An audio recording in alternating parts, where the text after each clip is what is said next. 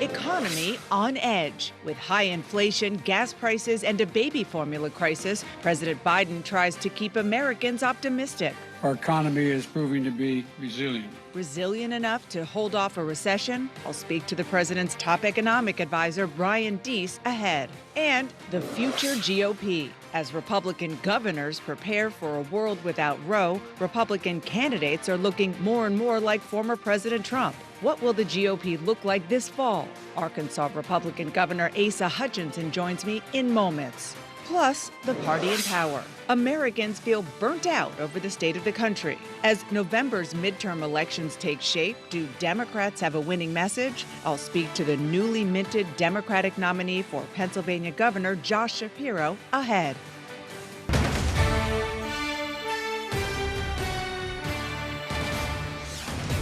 Good morning, I'm Dana Bash in Washington, where the state of our union is feeling anxious. President Biden is in Japan on his first trip to Asia since taking office. But as he tries to focus on his international agenda, problems are piling up back home.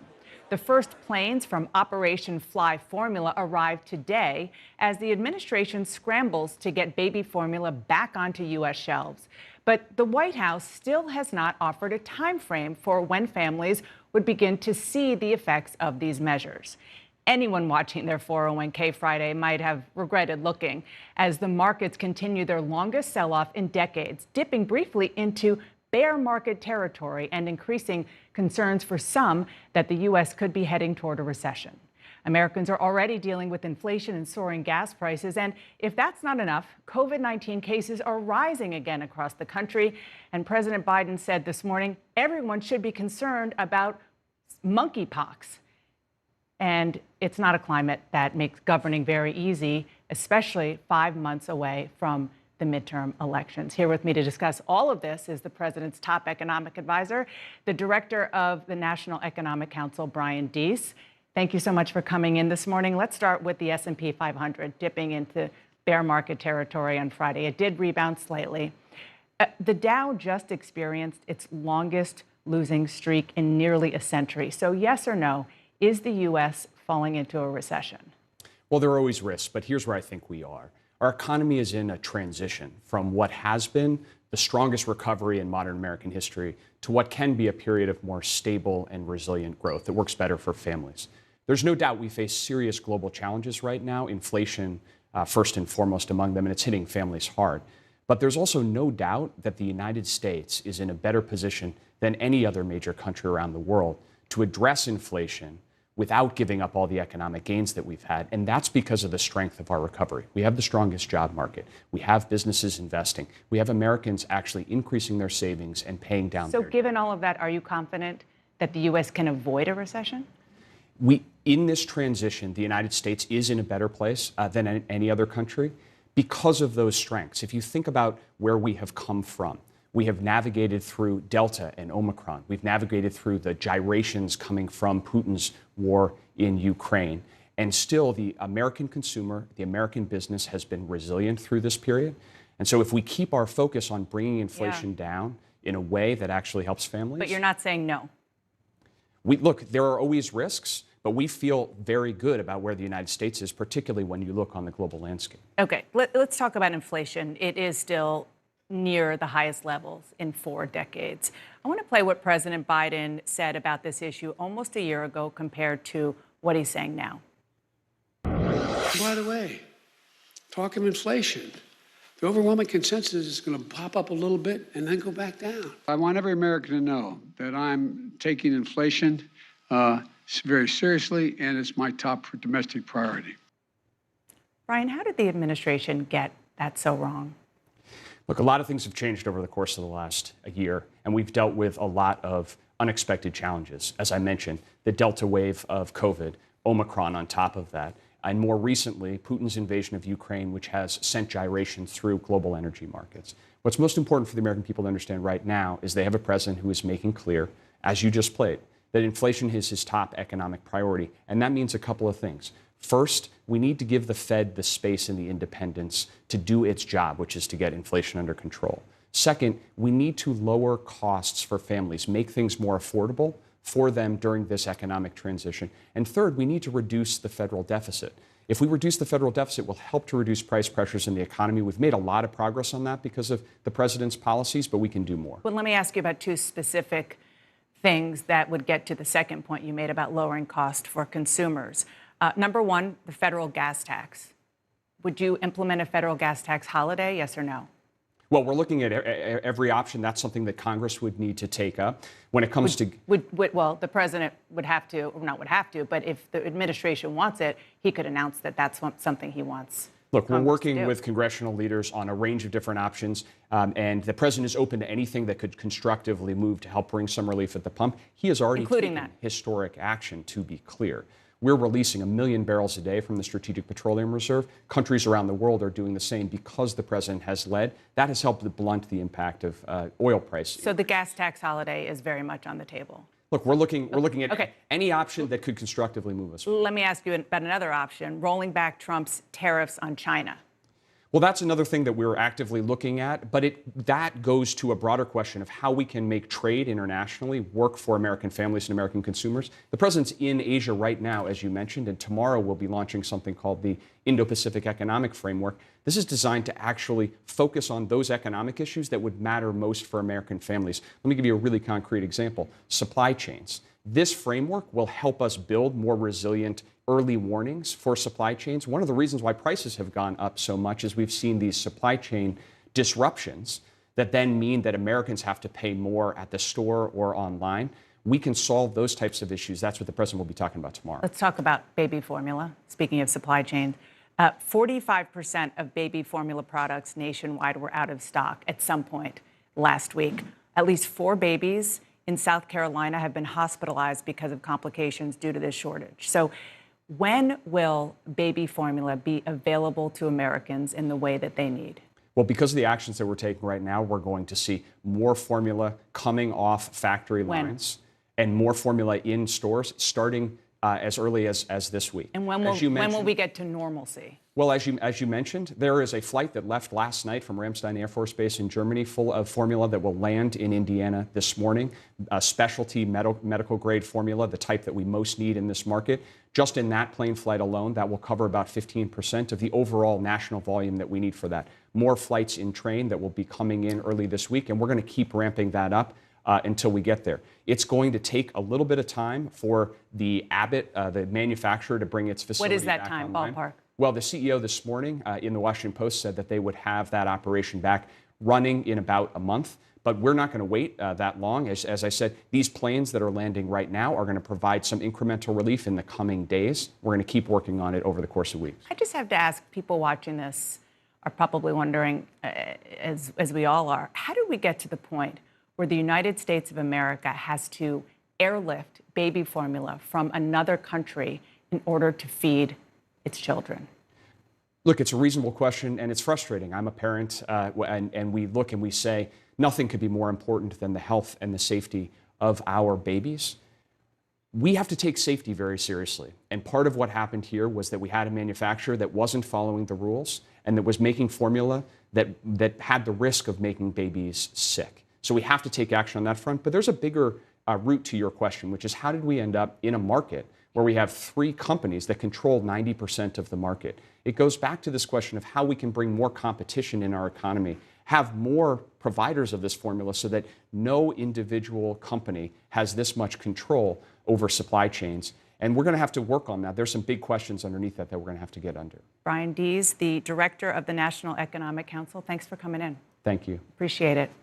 And Democratic candidates are facing voters worried about what we were talking about, the economy. They're tired of COVID.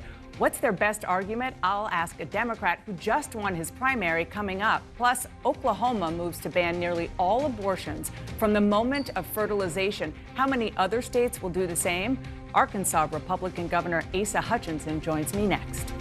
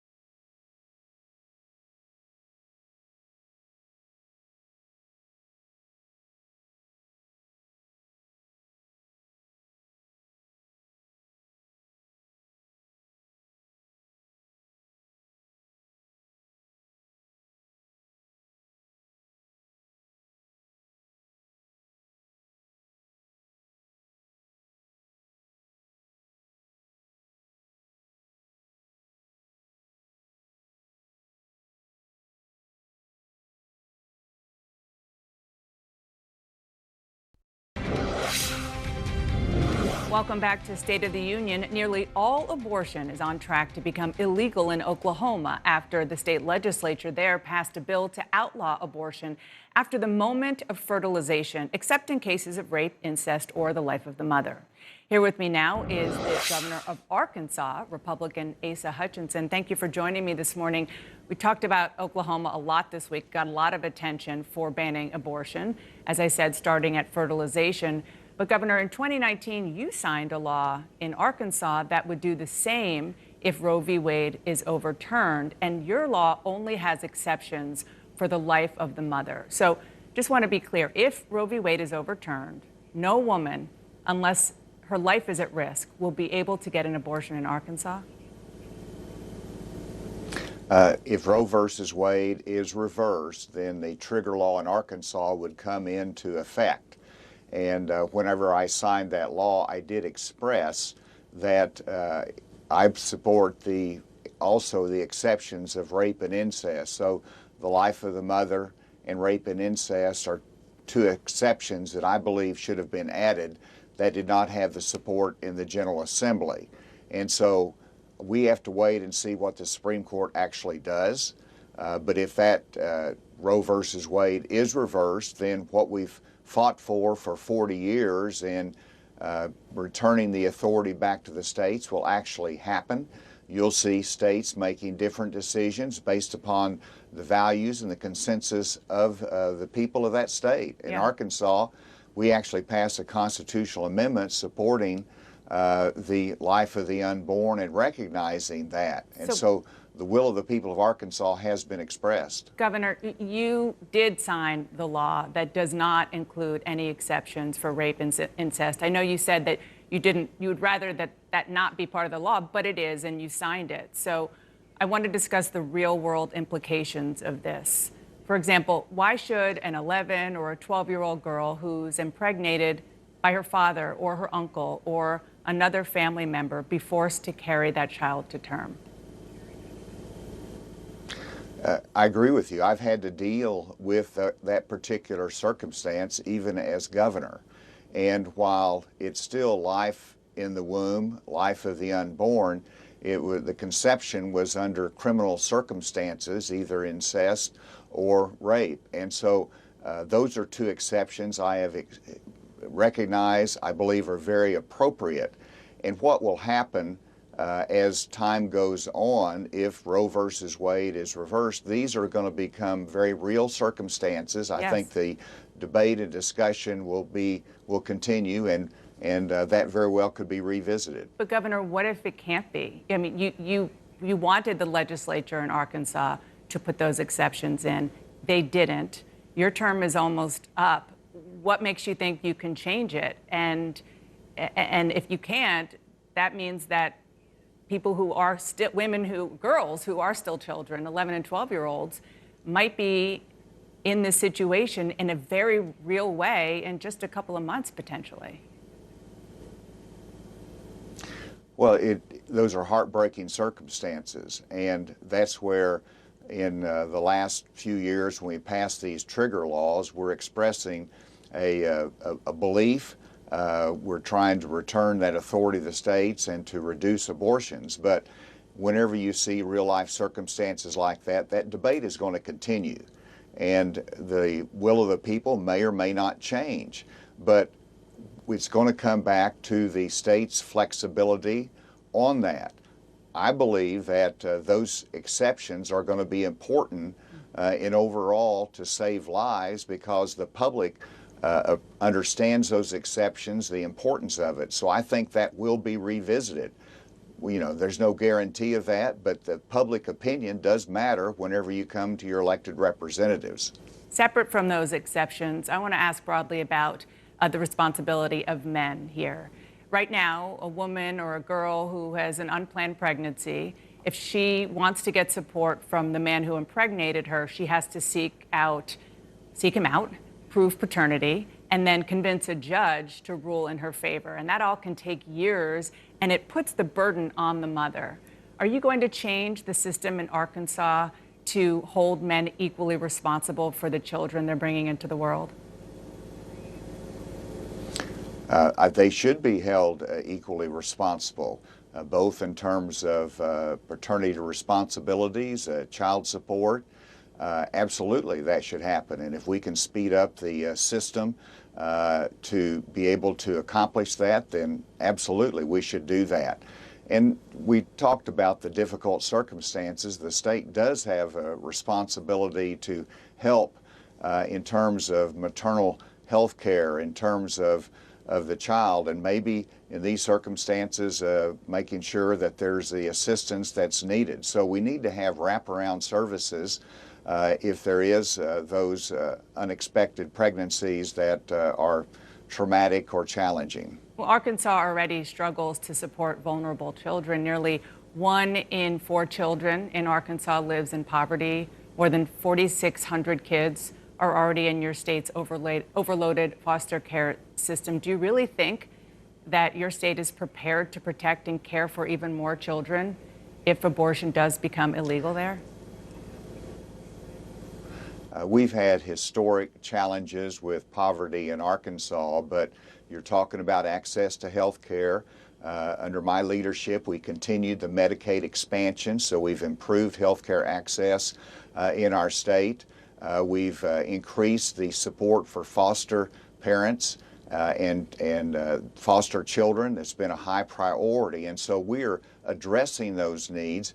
Obviously, there's always opportunity to do more. And we have to address this issue with compassion because of the difficult circumstances and the fact that you're dealing with the most vulnerable of our population. So absolutely, we need to continue to address the issues that you just spoke about and to make sure that we're providing good answers and support that's needed. Governor, let's talk about the state of the Republican Party. On Tuesday, Pennsylvania Republicans nominated Doug Mastriano for governor. He spearheaded efforts to overturn the 2020 election, was at the Capitol on the ground on January 6th. You're chairman of the National Governors Association. You're an outspoken critic of the GOP's election lies. Does the prospect of Mastriano becoming governor in Pennsylvania alarm you? Well, what's important is that a candidate for governor of every state run on the future and problem solving. The issue is going to be the inflation and the cost of gasoline. It's going to be crime that we're struggling with across the country. And so if you spend your time dealing with the past and the election results of the last year, then you're not going to be in good position. You've got to focus on the future. I expect our candidates to do this. Whenever your previous interview talked about the shortage of baby formula, we could have more shortages this fall. Whenever you're looking at inflation, a large challenge with the inflationary cost is the increased supply chain and the difficulty of the supply side.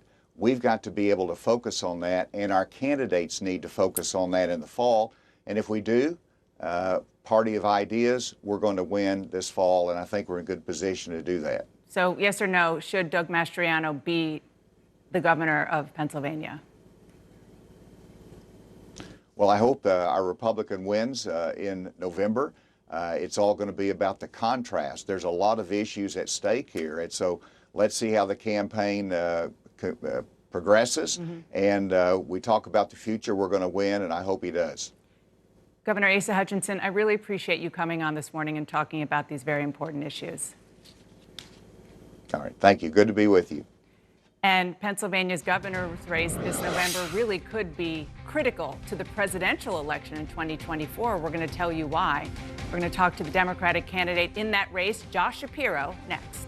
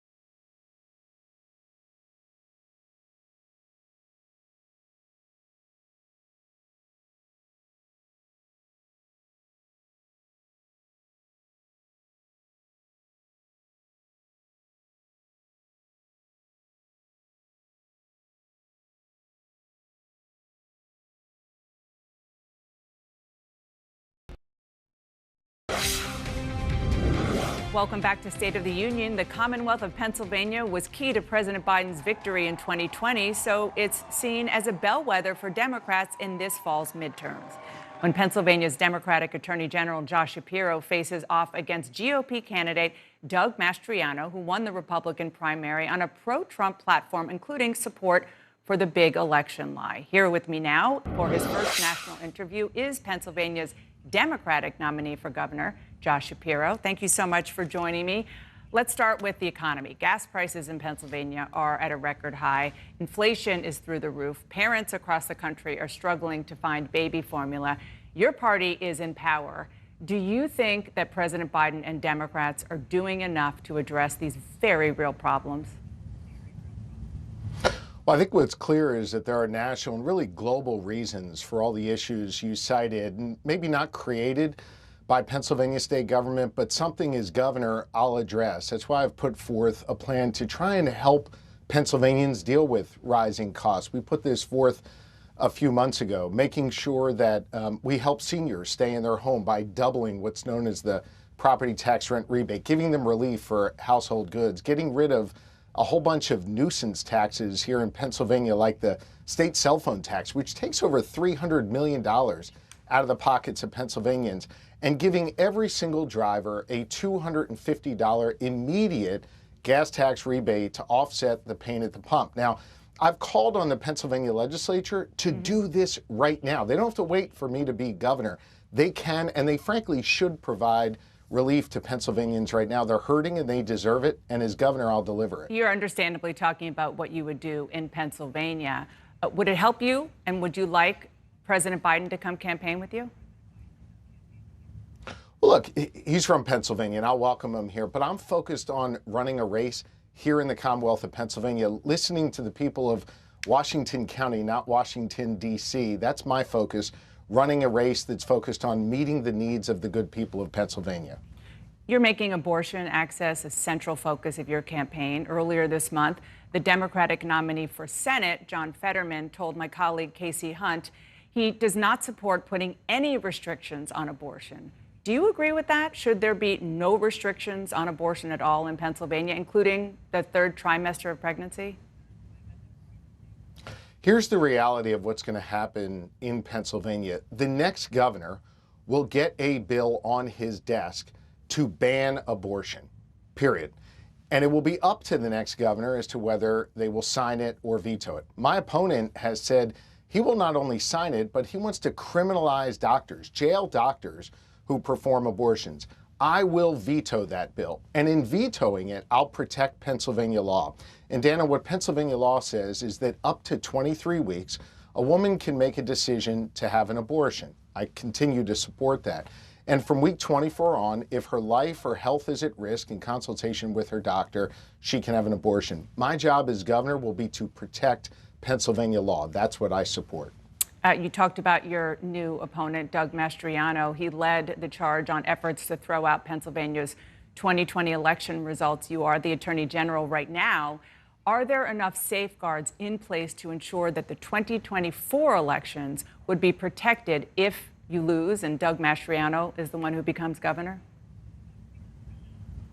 Well, we know in 2020 we had a free and fair, safe and secure election. And Dana, I went to court over 40 times when I was sued by the former president and his enablers. And we won every single time to protect the will of the people and protect the sanctity of the vote. Now, my opponent, Senator Mastriano, he wants to take us to a divisive and dark place where he has openly talked, if he were governor, about with the stroke of a pen, being able to do away with voting machines that had votes on it that he didn't agree with. And it's very dangerous because here in Pennsylvania, the next governor will appoint the Secretary of State, and the governor alone appoints electors based on the will of the people. And Senator Mastriano has made it clear that he will appoint the electors based on his belief system. Listen, he's essentially saying, sure, you can go vote, but I'll pick the winner. That's incredibly dangerous, and it is what is at stake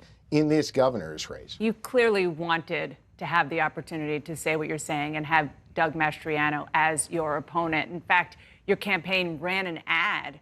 Seemed to be designed to boost Mastriano with Republican voters to ensure that you would face him in November. I want to play a clip. He's one of Donald Trump's strongest supporters. He wants to end vote by mail, and he led the fight to audit the 2020 election. If Mastriano wins, it's a win for what Donald Trump stands for. Is that what we want in Pennsylvania? A columnist for the Philadelphia Inquirer, Will Bunch, accused you of playing with fire. Is it irresponsible to boost somebody you've called the most extreme gubernatorial candidate in the country because you think you can beat him? Danny, it was clear several weeks ago from public polling and private polling that Doug Mastriano was going to win the Republican nomination. That was clear, and it was evident, obviously, on election night. He won in a landslide. What we did was start the general election campaign and demonstrate the clear contrast, the stark differences between he and I. He is extreme and he is dangerous. He would ban all abortion and jail doctors who perform it. He was there on January 6th, and when the police told him to stop at the barricades, he kept marching. He is someone who wants to overturn not just the last election, but has made clear that he would pick the winner of the next one. He wants to make it illegal to have same-sex marriage in Pennsylvania. He thinks climate change is fake. He is a danger. The contrast couldn't be clearer. We got a jump start on the general election, and we will continue to point out those clear differences. I've been focused on a future for Pennsylvania that grows our economy, that improves our schools, that makes sure we have safe community. He's been focused on relitigating the past. He is dangerous and he is divisive. Okay, Josh Shapiro, Democratic candidate for governor in the Commonwealth of Pennsylvania. Thank you so much for joining me this morning. Thank you, Dana. And on Tuesday, join us for another busy night of primary election coverage. All of the best CNN's reporting and analysis. That's going to start at 7 p.m. Eastern on Tuesday. And one race that we're going to be watching is Georgia's governor's race. It's pitting former Vice President Mike Pence against his boss. What's on the line? We're going to talk about it with the panel next.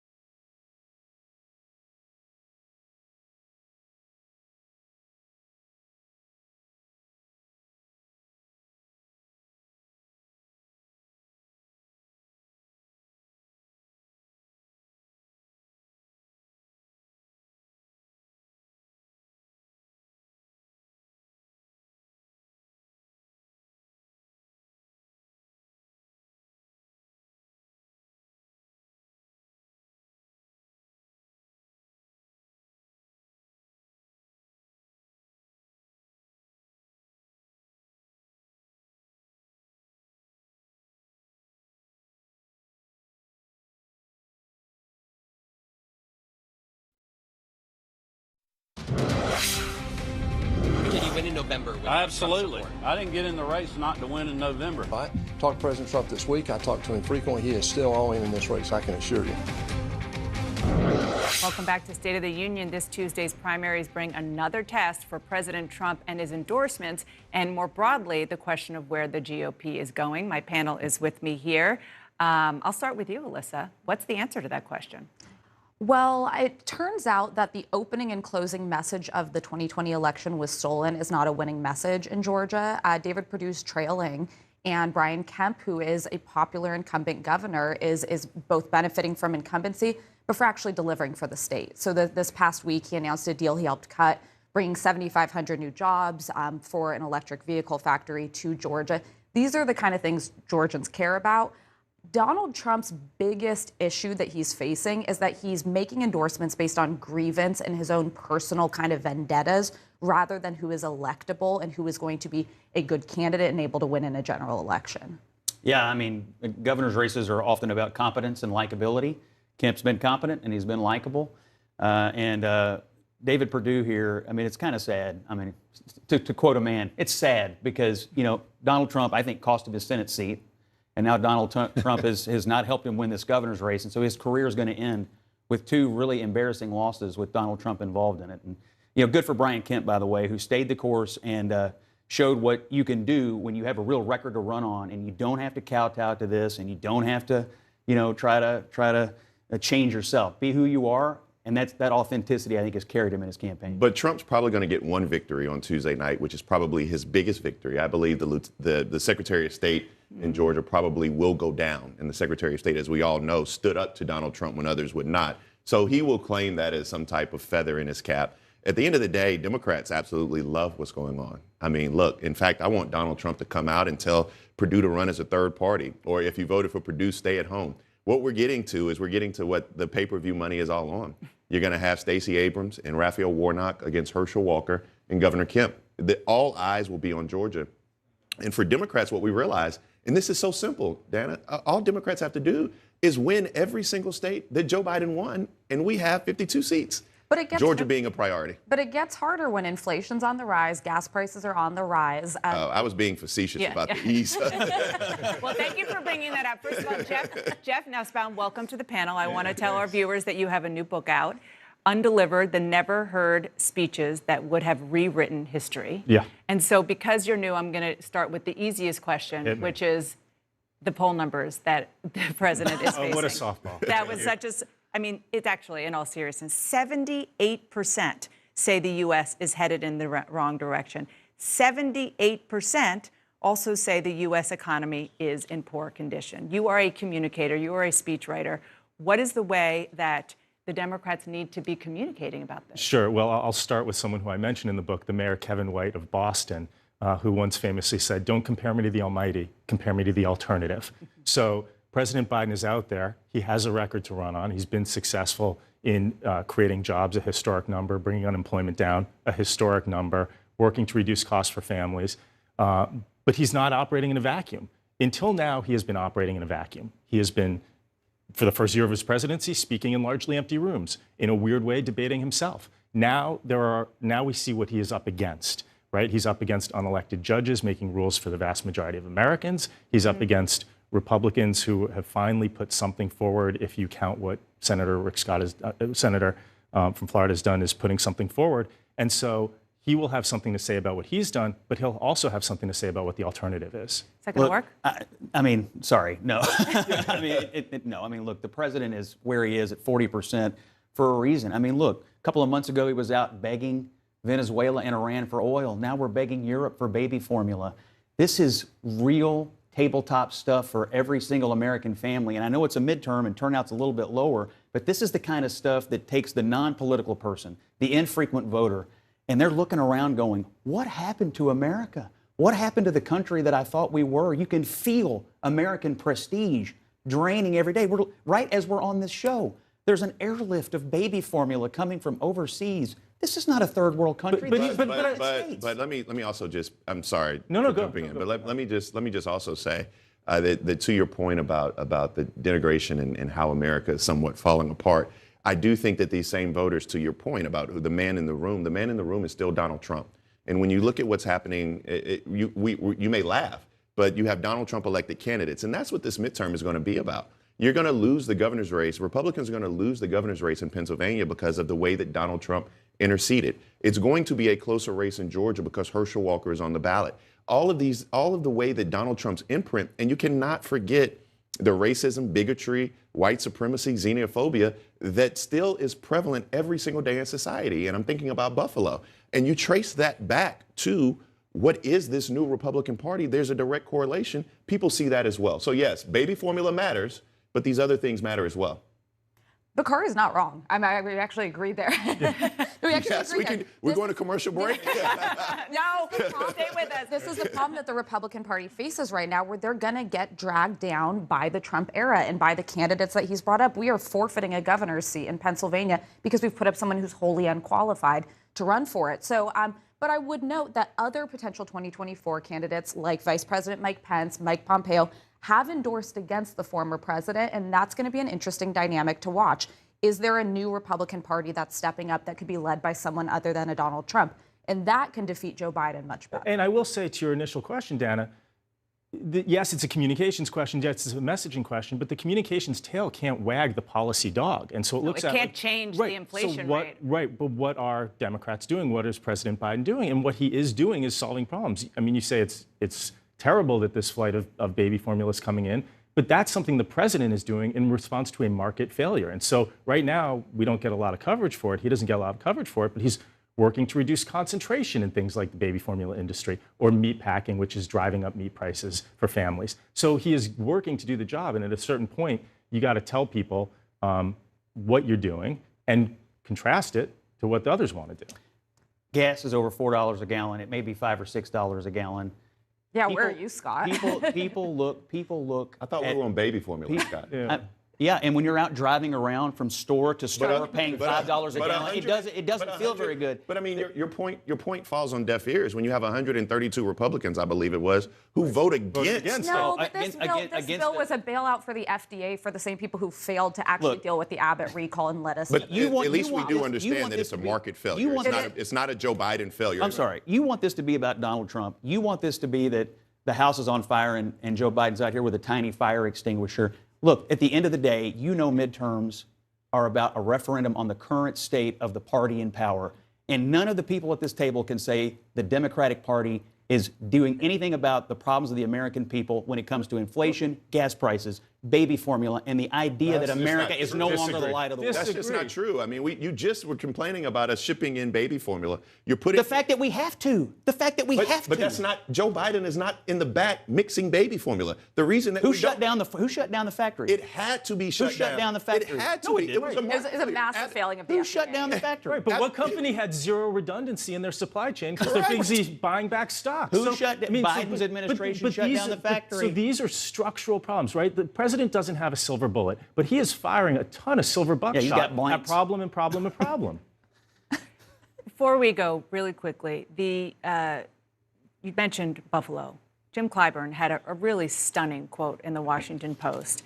He said, "I thought in difficult times that this too shall pass. I'm not too sure anymore. I'm really not. The country is in danger of imploding. Democracy is in danger of disintegrating. Maybe autocracy is the future of the country." Yeah, I mean, I hear Scott snickering, but I think that this is why we actually need to teach the history of this country to more people. Because the fact is, there's an entire generation that includes Jim Clyburn and my father. My father was 10 years old when Emmett Till was killed. Jim might have been 13, 14. This is very real. I mean, you go from Emmett Till, you go from the Edmund Pettus Bridge, you go to Jimmy Lee Jackson, Medgar Evers, you go to Charleston, South Carolina. These individuals were not killed because they were shopping in the wrong aisle. These individuals were killed because they were black. And I know that we're rapping, but I was just simply saying that there's this entire environment that started by Tucker Carlson, the right wing, that ferments this type of hate. And I agree. And one thing I will say, in the book, I have Kennedy's final undelivered speech. And one of the things he says is, not everyone's going to talk sense, but when too many people listen to nonsense, it can undercut America's security. That's an important place to end. We're going to talk more about this the next time. Thank you for talking about that. What was it like to spend nearly 1,000 days in a Russian prison? A new clip from CNN's Exclusive with Trevor Reed is next.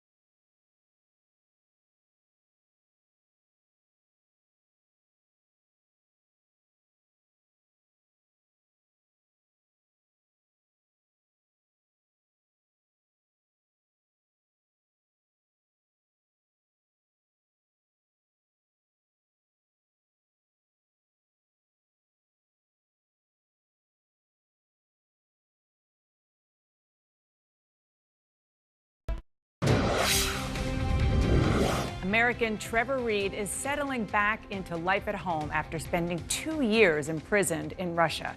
My co-anchor Jake Tapper sat down with Reed and his family for an exclusive interview. It is controversial in some circles to do a prisoner swap. People who are not in favor of it say this is just going to incentivize other governments to take Americans hostage or prisoner under false charges so as to get their people out of American jails. You don't buy it. No, so I'm really glad that you asked me that. The thing that you have to understand is countries like North Korea, Russia now, obviously, China, Syria, Iran, Venezuela, countries like that are going to take Americans hostage no matter what. And even if they don't receive some type of exchange for those prisoners, they will do that anyway, just out of pure malice, just to show the United States that we took your citizens. And they're going to continue to do that as long as American citizens travel there. So that whole thing about, well, this is going to incentivize, foreign governments to take us hostage, those types of governments need no incentive to take Americans hostage. They're always going to do that. The difference, I think, between the United States and other countries is that, at least in this case and in a lot of other cases, the United States went out and made the ethical decision to exchange prisoners to get their innocent Americans out of that country, even while exchanging them for someone who is more high profile and valuable in the United States. So that's what sets the United States apart from these other countries, because, the Russians, the Chinese, Venezuelans, Iran, Syria, North Korea, none of them ever in their whole history have or ever would make an exchange for a prisoner who was just an average one of their citizens. They would never do that, and that's what sets the United States apart. Wow. Please do not miss Finally Home, the Trevor Reed interview. It's going to be on tonight at 8 p.m. Eastern. Thank you so much for spending your Sunday morning with us. Fareed Zakaria is next.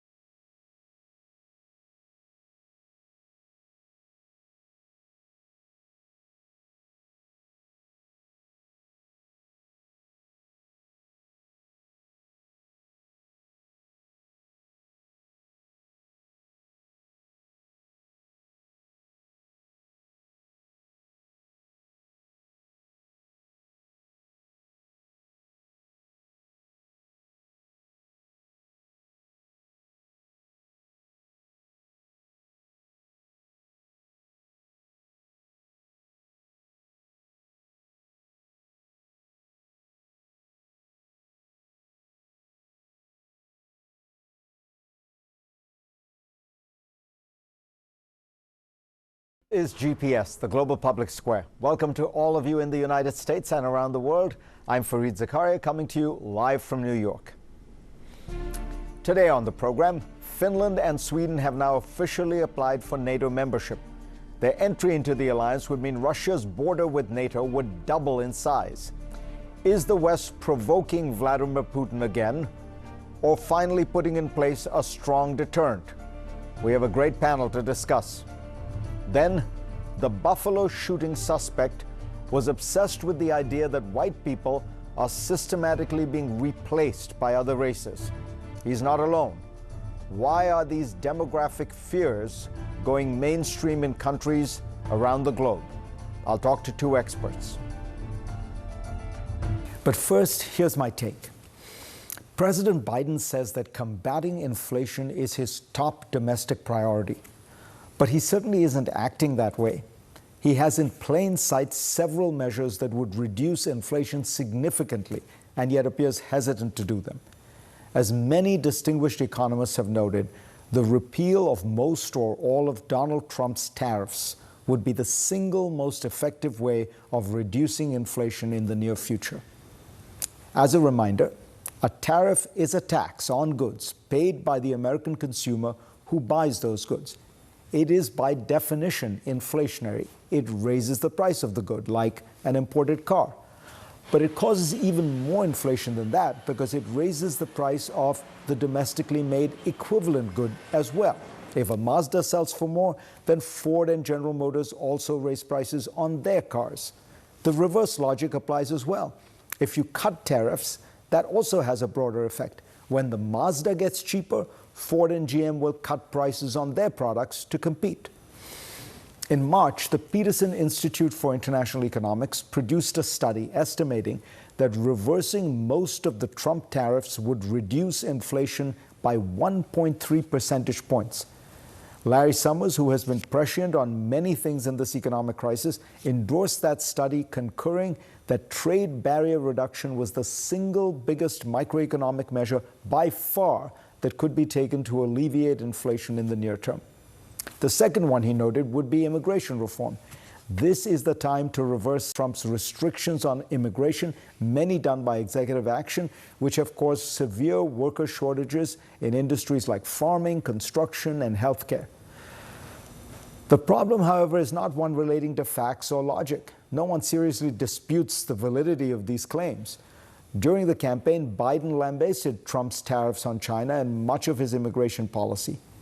Yet, after entering office, the Biden White House has behaved on these issues like a deer caught in the headlights, paralyzed from fear that any major shift might get attacked by Republicans. This defensive crouch is not just visible in economic policy, but foreign policy as well. Biden campaigned on the notion that Trump had been a dangerous aberration in American politics, that his policies had been far outside the mainstream, and that Biden would return the country to normalcy. Imagine if Biden had, in his first week in office, changed a slew of Trump policies, ending the tariff wars, re-entering the Iran nuclear deal, restoring some normalcy to America's relationship with Cuba. Instead, almost a year and a half into the Biden administration, on issue after issue, we are still living in Donald Trump's world. Biden might have paid a small political price initially had he done what I suggested, but that would have been short-lived and he would have reaped the gains of more sensible policies for the rest of his term. The Democratic Party has learned the wrong lessons from Trump's narrow victory in 2016. It believes the only way to woo white working-class voters is to engage in a set of Trump-light economic policies, chiefly protectionism and mercantilism. But Trump voters are motivated largely by cultural issues.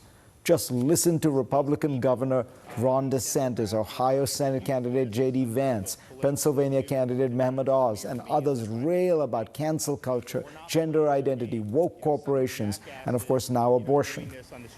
In that realm, Democrats need to listen more and adjust some of their rhetoric and actions. On economics, voters are looking for results, some of which Biden could easily deliver by reducing tariffs and easing certain immigration restrictions. Inflation hurts the poor and the lower middle class the most because they spend a much larger share of their income on items like food and clothing. those get cheaper thanks to global trade. Getting cheap stuff at Walmart is a much bigger boon for someone making $30,000 a year rather than $300,000.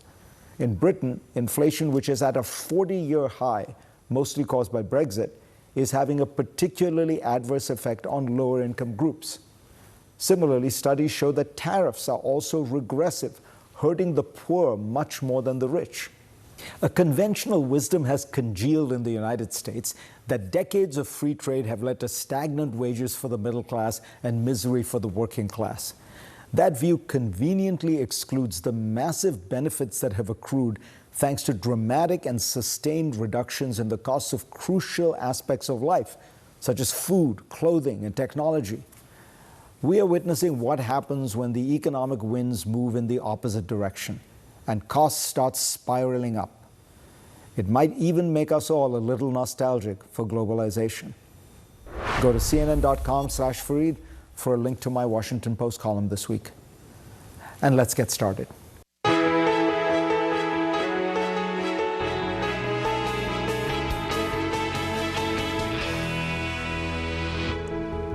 On Monday, Russia's deputy foreign minister declared that Finland and Sweden joining NATO would be a mistake. On Wednesday, the Nordic neighbors officially submitted their applications to join the alliance.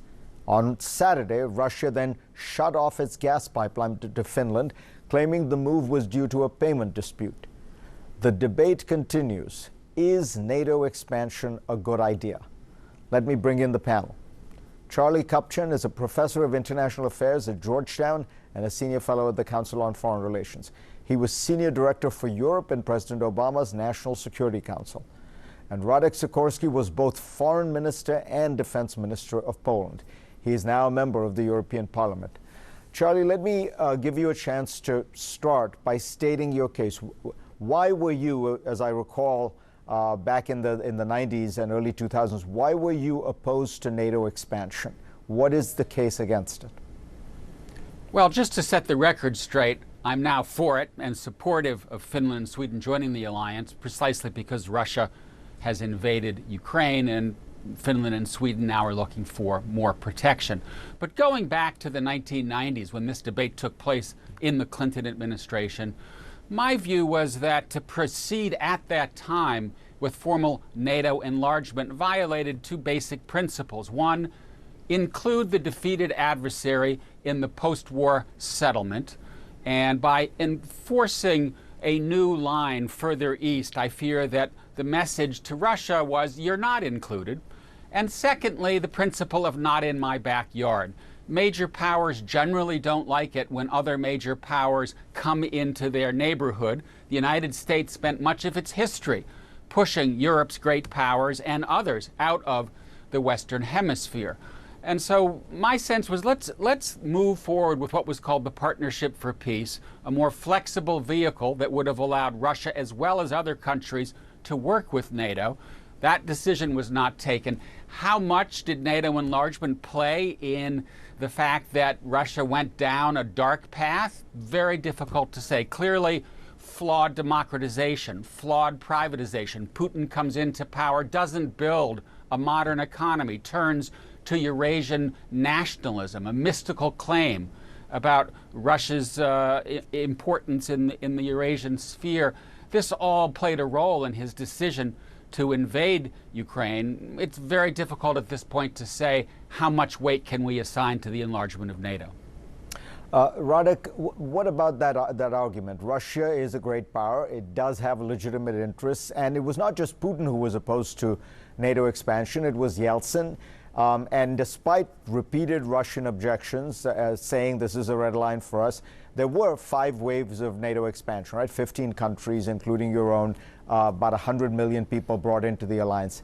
Isn't that provocative? Russia has legitimate security interests, but so do Russia's neighbors. In particular, the right to exist, which President Putin is denying to Ukraine. Sweden and Finland want to join NATO for the same reasons that everybody else wanted to join NATO, for common defense, for common protection. And when President Putin now says, no big deal, We'll watch if there are any deployments. That just proves that those so-called realist theories were all wrong. Because Putin should now be invading Finland and Sweden, because supposedly even the intention of wanting to join NATO invites invasion. No, President Putin has turned out to be a revisionist aggressor. We need to stop him in Ukraine. If we don't stop him in Ukraine, we will find him on the borders of Poland and Finland. So it's very important that the Ukrainians be given the means to not only defend Kiev, but to recover territory. And I'm very glad that President Biden has signed the package of assistance to Ukraine, and I hope Ukraine will be able to become secure and enjoy the security guarantees that were given to it in the 1990s. Charlie, I want to dwell on this historical point because it is so crucial. So when I think about this issue, what I wonder about, isn't Ukraine an interesting test case for the thesis that NATO expansion is what caused or what provoked Russia? Because Ukraine is not a member of NATO. And Ukraine's desire to be closer to the West, remember, it was their desire to be closer to the EU in 2014, provoked the Russian expansion and aggression. So imagine a scenario in the 1990s where your advice had been heeded and NATO had not extended membership to Poland. Poland clearly wanted its historic destiny to be in the West. It would have made moves in that direction. If Putin had regarded those moves as illegitimate, and he might have done some military action in Poland, and the West would face the same problem it faces in Ukraine. Not a member of NATO, but a democratic European country that wants to be closer to the West. Are we really not going to help it? Well, Radek and I now end up in the same place, and I would agree with Radek that Putin is a revisionist aggressor and he needs to be stopped. We'll never be able to replay history. We'll never be able to know whether things would have turned out differently had we proceeded with a strategy that led to the formal enlargement of NATO only if necessary, as opposed to putting the cart before the horse and moving even while Russia was still trying to figure out its future. Me, you, Radek, we're going to be debating this issue until the end of time, and we're never going to get an answer. But I do think that what we're seeing here is a test case, and that Russia has invaded Ukraine. The United States, its NATO allies, have made a decision not to go to war with Russia over this issue. They're not enforcing a no-fly zone. They're not putting boots on the ground. And that's an indication of the desire not to see this escalate, not to see World War III over Ukraine. If that's the case, then why would we want to give a security guarantee to Ukraine? There's a fundamental tension here that we need to resolve. But I do think, yes, it's good to give Ukraine the ability to defend itself. Let's push the Russians as far back as we can. Let's also, in my mind, try to bring this war to a close sooner rather than later, given the risks of escalation, given the blowback on economies around the world. I think, Fareed, this is probably the most dangerous point since the Cuban Missile Crisis, maybe more dangerous, because this is a hot war. Bombs are dropping, missiles are flying. This is a very dangerous situation. All right, stay with us, and we are going to talk to Radek and Charlie Kupchan about how to get out of this. What is the resolution when we get back?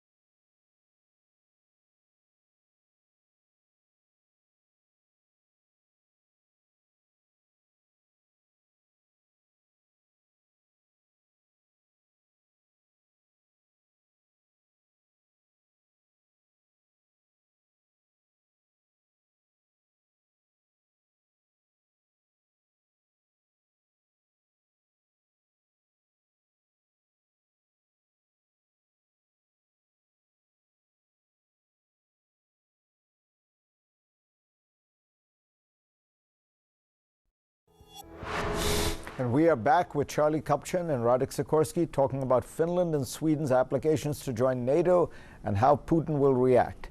But let me ask you, Radek, what should we do with Ukraine? What should the West do with Ukraine? You know, I think there's general agreement that the 2008 Bucharest Declaration was badly done because it vaguely promised NATO and Ukraine and Georgia membership in NATO, but provided no pathway, no timetable. So it was sort of enough to anger Putin without doing enough to protect Ukraine. But how do you resolve that? Should, going forward, Ukraine be given security guarantees by the West? Actually, you're talking about the 2008 NATO summit, which I attended. The Budapest Declaration was earlier in 1994. Sorry, Bucharest. And under I said that Bucharest, declaration, sorry. Bucharest was the NATO summit. The Budapest Declaration was the agreement whereby Russia, primarily, the United States, Britain, and then later France and China, gave Ukraine the guarantees of independence and security of borders in return for Ukraine giving up what was then the world's third largest nuclear stockpile. And Russia has clearly broken the security assurances that it has given. So it's very difficult to deal with a head of state like Mr. Putin, who customarily lies and breaks international agreements. But what to do about Ukraine? Give it a security guarantee now, or? Well, we are giving Ukraine something better than security guarantees, namely the means to do what they want to do anyway, which is to defend their land from purges, from war crimes, from deportations to gulags in Russia. You know, Charlie was in the Obama administration, which advised the Ukrainians not to fight in Crimea. That led to Donbass. They didn't then arm Ukraine. So Putin thought that he could take all of Ukraine and extinguish it as an independent nation without paying a price. Well, I'm very glad that the lesson has been learned and that he is now paying a price. And we need to expel him from Ukraine, because if we don't, we'll find him on the border of NATO. Charlie, you disagree, because you've written a piece in The Atlantic saying the Ukrainians should essentially pocket what gains they have and stop at this point, not try to kind of regain all their territory, right? The problem with that, I just wonder, is the Russians don't seem ready to negotiate even on those terms. I mean, the Ukrainians do seem to want to recover more of their territory, but the Russians, as far as I can tell, are not seriously negotiating about anything at all to end this conflict. Well, the first point I'd make is kudos to the Biden administration for putting together an amazing coalition and putting on the ground in Ukraine the arms that Ukraine needs to defend itself. I do think, Fareed, that we're getting to a phase of the conflict in which the war is going to be more difficult for the Ukrainians. They're now more on offense than on defense, trying to push back positions that Russia took in 2014. And as a consequence, I do think we're going to see more of a stalemate, and that will provide an opportunity for a conversation with the Ukrainians about their war aims. And yes, it is up to the Ukrainians, but I think the United States, the Poles, other NATO allies should be discussing how to bring the war to an end sooner rather than later. I don't have in my mind some sense of exactly where to stop. Should we push the Russians out of Donbass, but not try to retake Crimea? This is the conversation that needs to take place. But do keep in mind, number one, the risks of escalation. Number two, the blowback effects. I'm very worried that as we head to the midterms, the America First wing of the Republican Party is going to get stronger and stronger. We've seen primary candidates, J.D. Vance in Ohio. He won that primary. What was his policy toward Ukraine? I don't care what happens on the border between Ukraine and Russia. So it's for these reasons that I worry that the staying power, the bipartisan staying power of the United States is uncertain. The unity that we've seen across the Atlantic is uncertain. The Italians have just put forward a peace proposal. This is the time, in my mind, to begin having a conversation with Ukraine and ultimately with Russia about ending the war sooner rather than later? Radek, I have 45 seconds left, but I want to ask you, fair to say your solution to resolving this conflict is defeat Russia, expel Russia?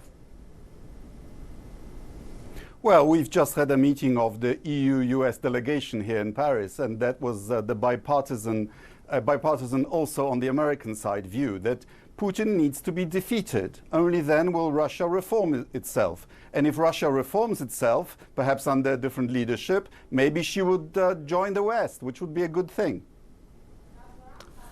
Radek Sikorski, Charles Kupchan, pleasure to have both of you on. This debate and discussion will, of course, continue. Next on GPS, last weekend's shootings in Buffalo were believed to be inspired by something called replacement theory. That is a false conspiracy theory that says there is a concerted, intentional, ongoing effort to replace white populations in Western countries. It's not just in the US that this kind of conspiracy theory is going mainstream. We'll tell you about this global problem in just a moment.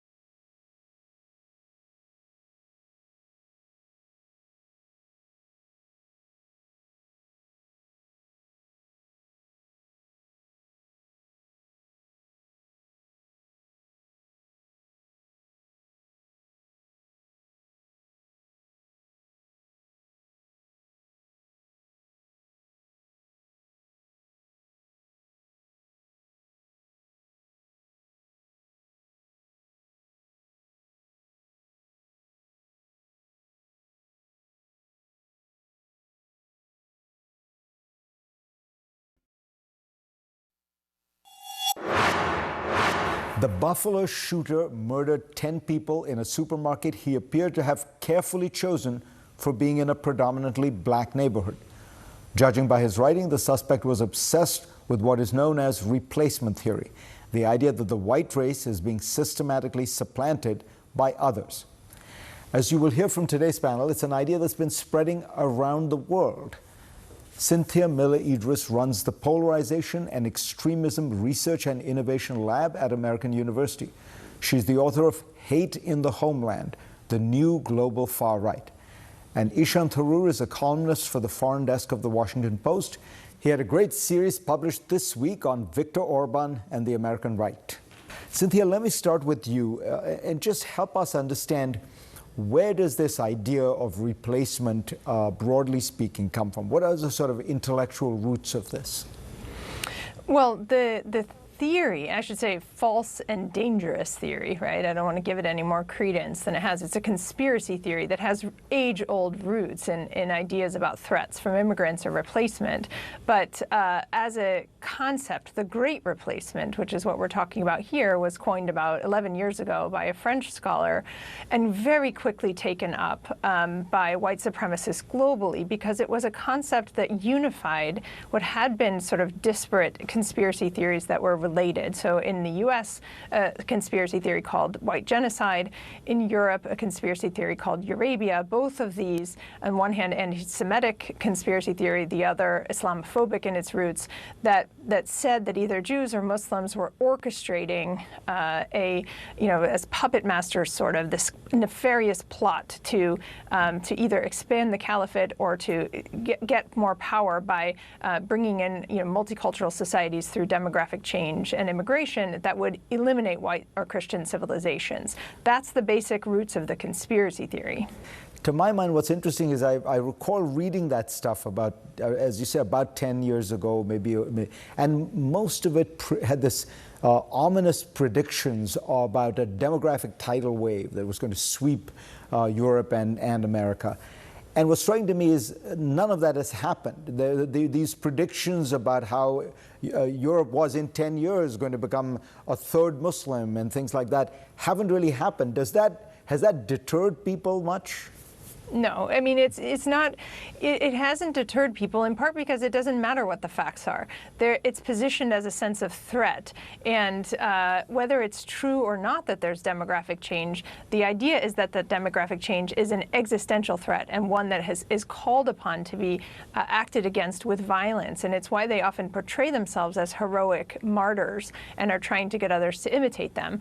I will say that, one of the things that made the Great Replacement catch on so quickly among global white supremacist extremists is that it became infused with a social media landscape and an online ecosystem in which jokes and memes and video snippets and live streaming enable a whole different way of encountering the conspiracy theory. So you don't have to just read an academic text or, analyze something that comes out of a newsletter that you signed up for. But young people, teenagers, are encountering it in the Chans and 4chan and elsewhere, where they just share it, but sort of discount it to adults as a joke. And then the Christchurch shooter named his manifesto The Great Replacement, and of course live streamed that attack, and that launched a lot of kind of copycat imitators, including the shooter in Buffalo. So Ishan, when you look at the American right or the American far right or extremists, however you describe it, how much do you think they're being inspired by these characters like Breivik in Norway or the Christchurch shooter? Is there a kind of is there an ongoing connection?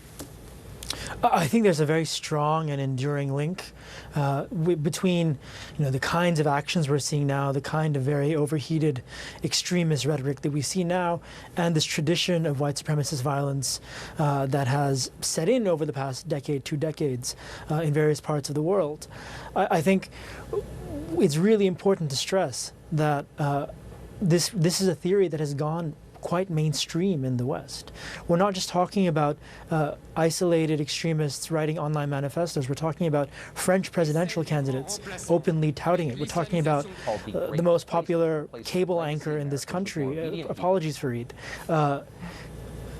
essentially espousing it himself.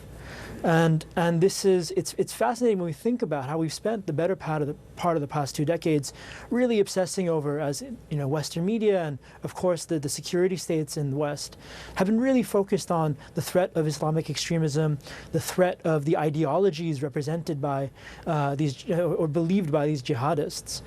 And you really have to think that in a lot of Muslim-majority countries, the ideologies that drive the jihadists are nowhere near as mainstream as the very explicit racist conspiracy theory that is fueling white supremacist violence in the West. Ishan, I want to ask you, though, about what is the difference between the past stirs like this in American history and this one, which seems to be much more violent? In other words, there were similar concerns in the 1920s about America being overwhelmed by, in those days, Italians and Irish and to a certain extent Jews, and that's part of why the 1924 restrictions were put in place. But this one seems to be breeding a good bit more violence. I don't think we should discount the very long history of nativist violence in this country. Obviously, the KKK and so many other histories of lynching and mob violence against immigrants and minorities of various stripes. But yes, what you're seeing right now is a kind of global conversation feeding into the American conversation. The sense of a kind of all-consuming threat. The thing about the Great Replacement theory is it's not just that there is demographic change, it's that there is a supposed kind of orchestrated political project to engineer that demographic change. And so that really whips up in extremist circles this idea that you have to take down an entire liberal establishment. It's wrapped up in a very hardline nationalist pose that bleeds into the mainstream. And I think that crossover from fringe aggressive xenophobia to a kind of political backlash that is far wider than just small circles of people online is new and incredibly concerning for the health of this democracy. Next on GPS, what do American conservatives, replacement theory, and Hungarian Prime Minister Viktor Orban have to do with each other? Find out in a moment.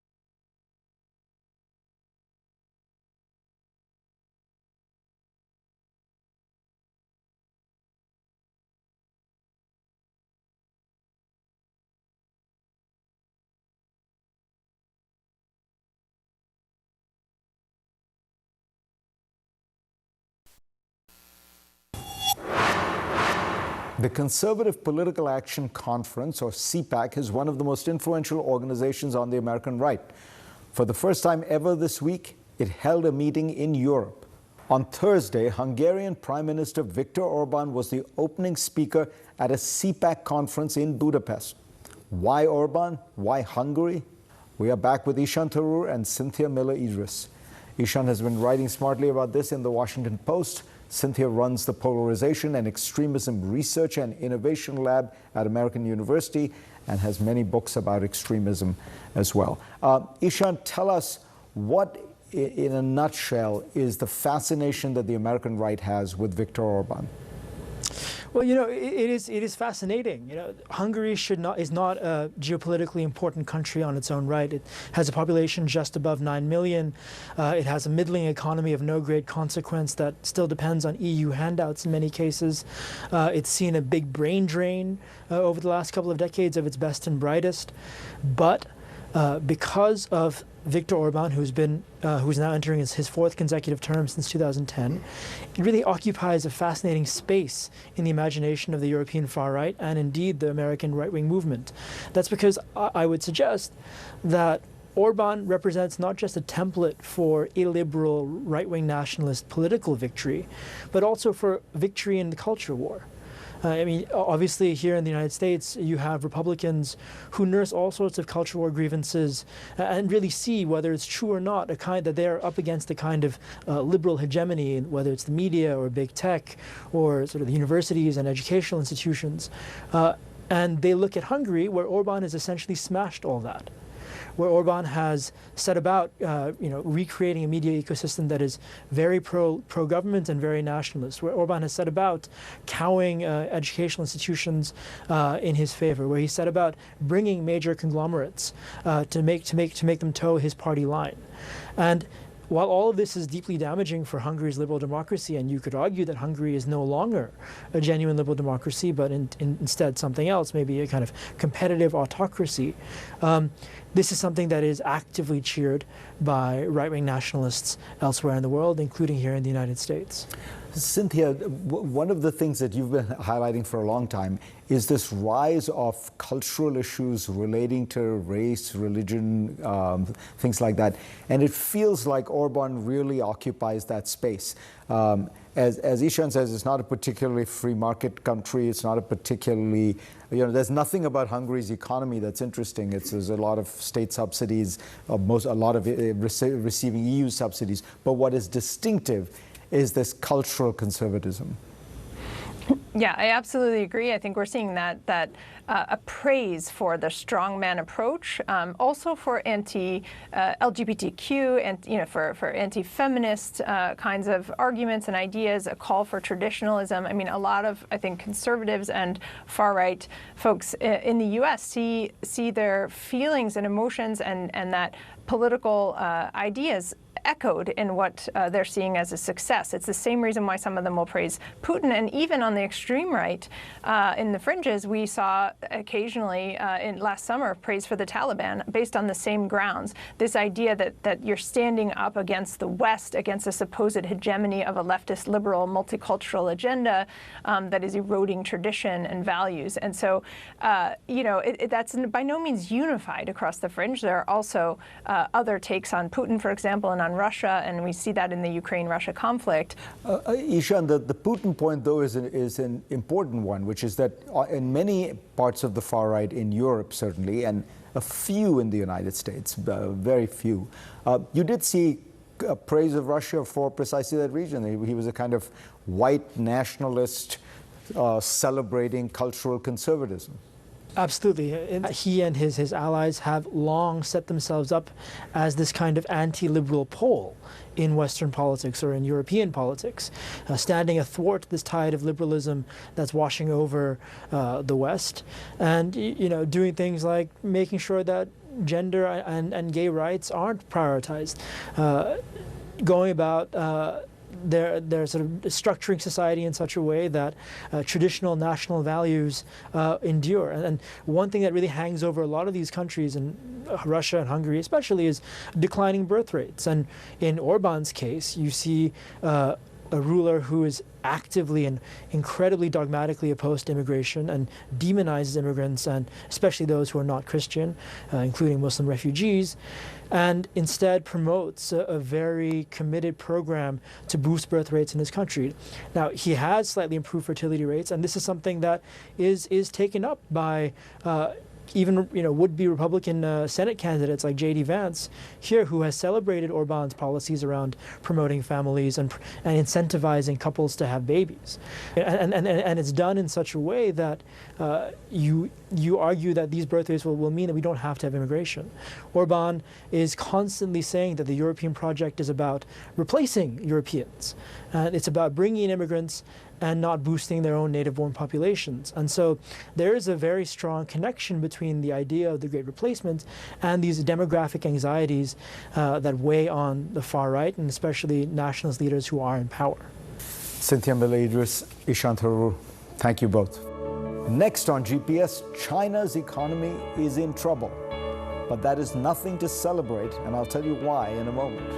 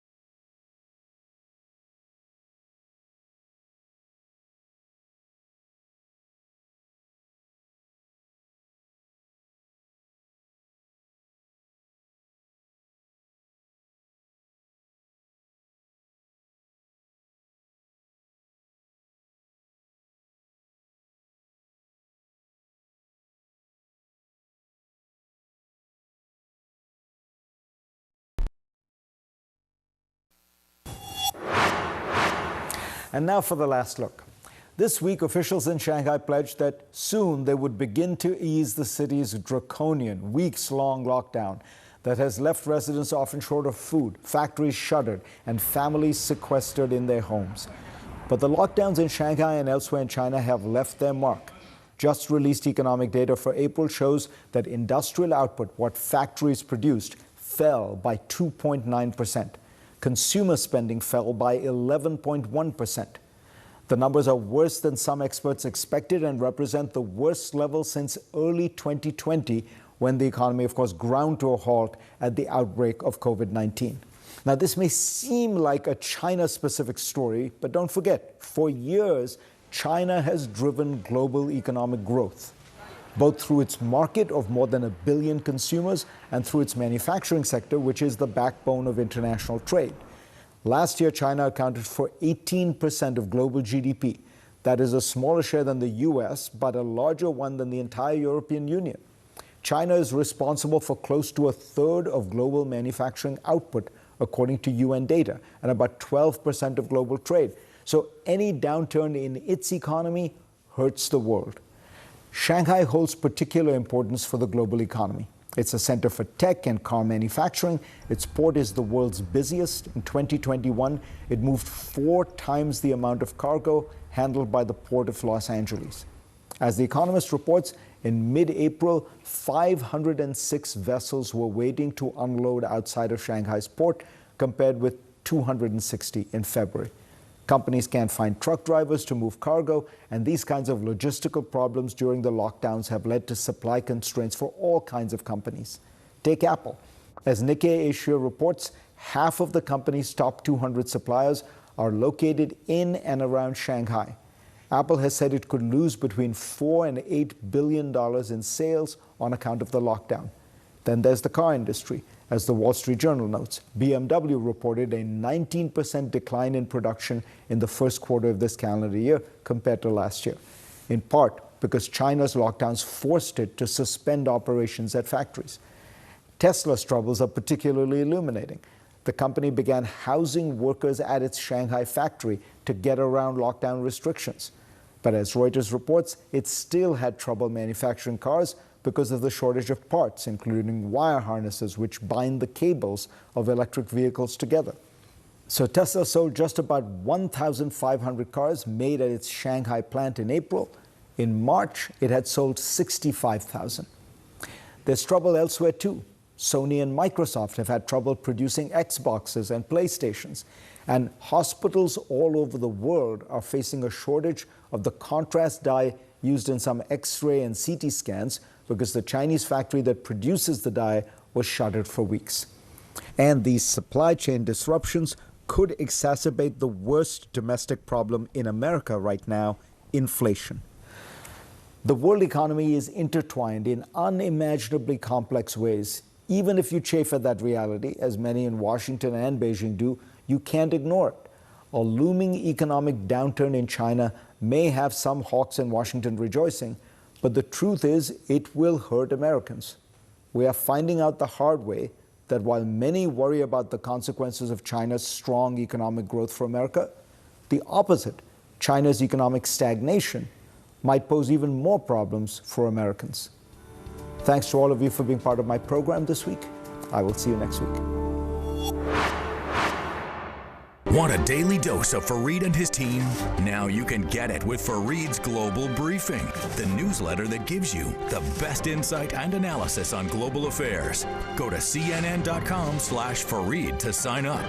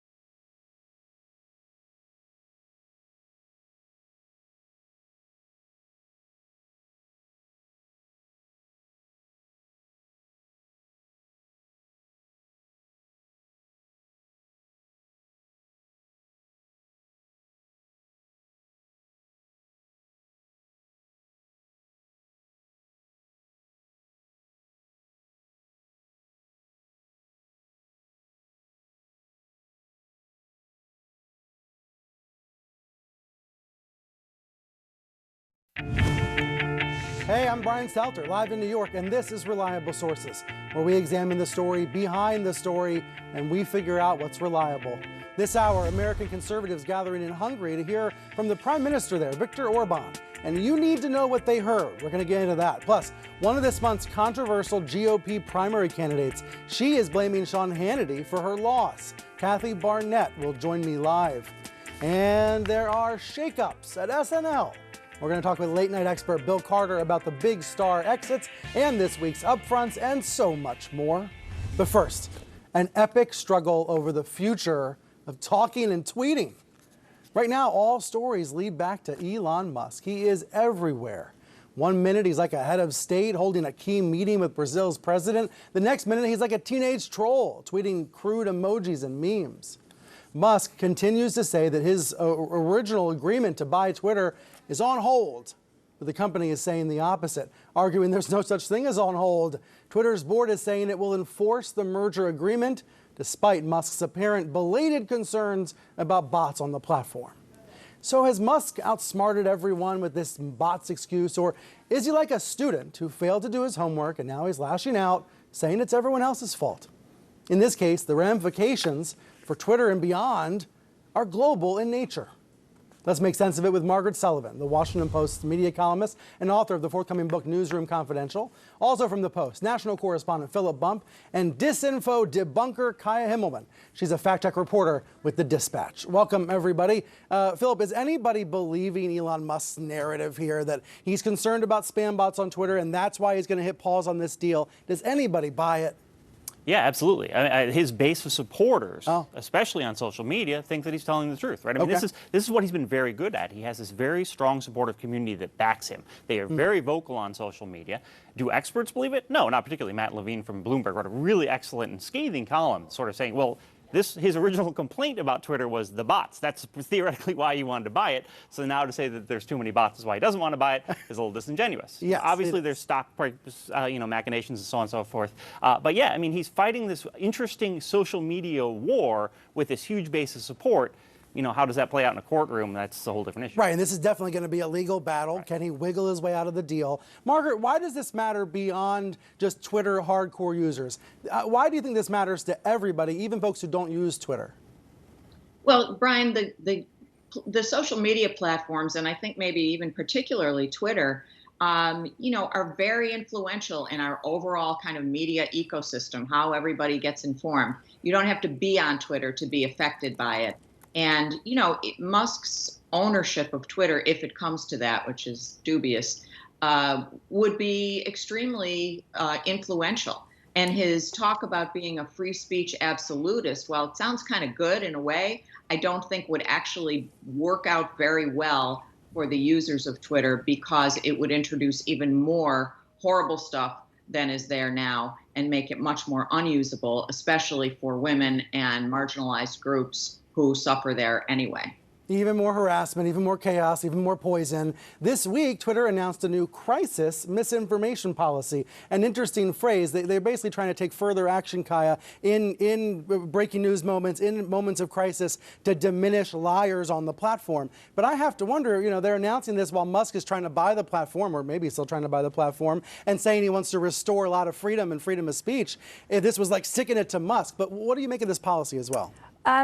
This policy has been in the works since last year. Okay, pre-Musk. Okay. Yeah, reportedly. So it seems like we also know the consequences of misinformation on the internet since January 6th, since Ukraine. So it seems like this is bigger than Musk. And to say that this is to spite Musk seems like a little short-sighted, I would say. But it shows that these tech companies are trying, they're continuing to try to deal with the nonsense that pollutes the internet. You live in this world on this beat every day. How do you size up the disinformation landscape? Yeah, unfortunately, it is a huge issue, and I think some content moderation, it is helpful. We're still working on it.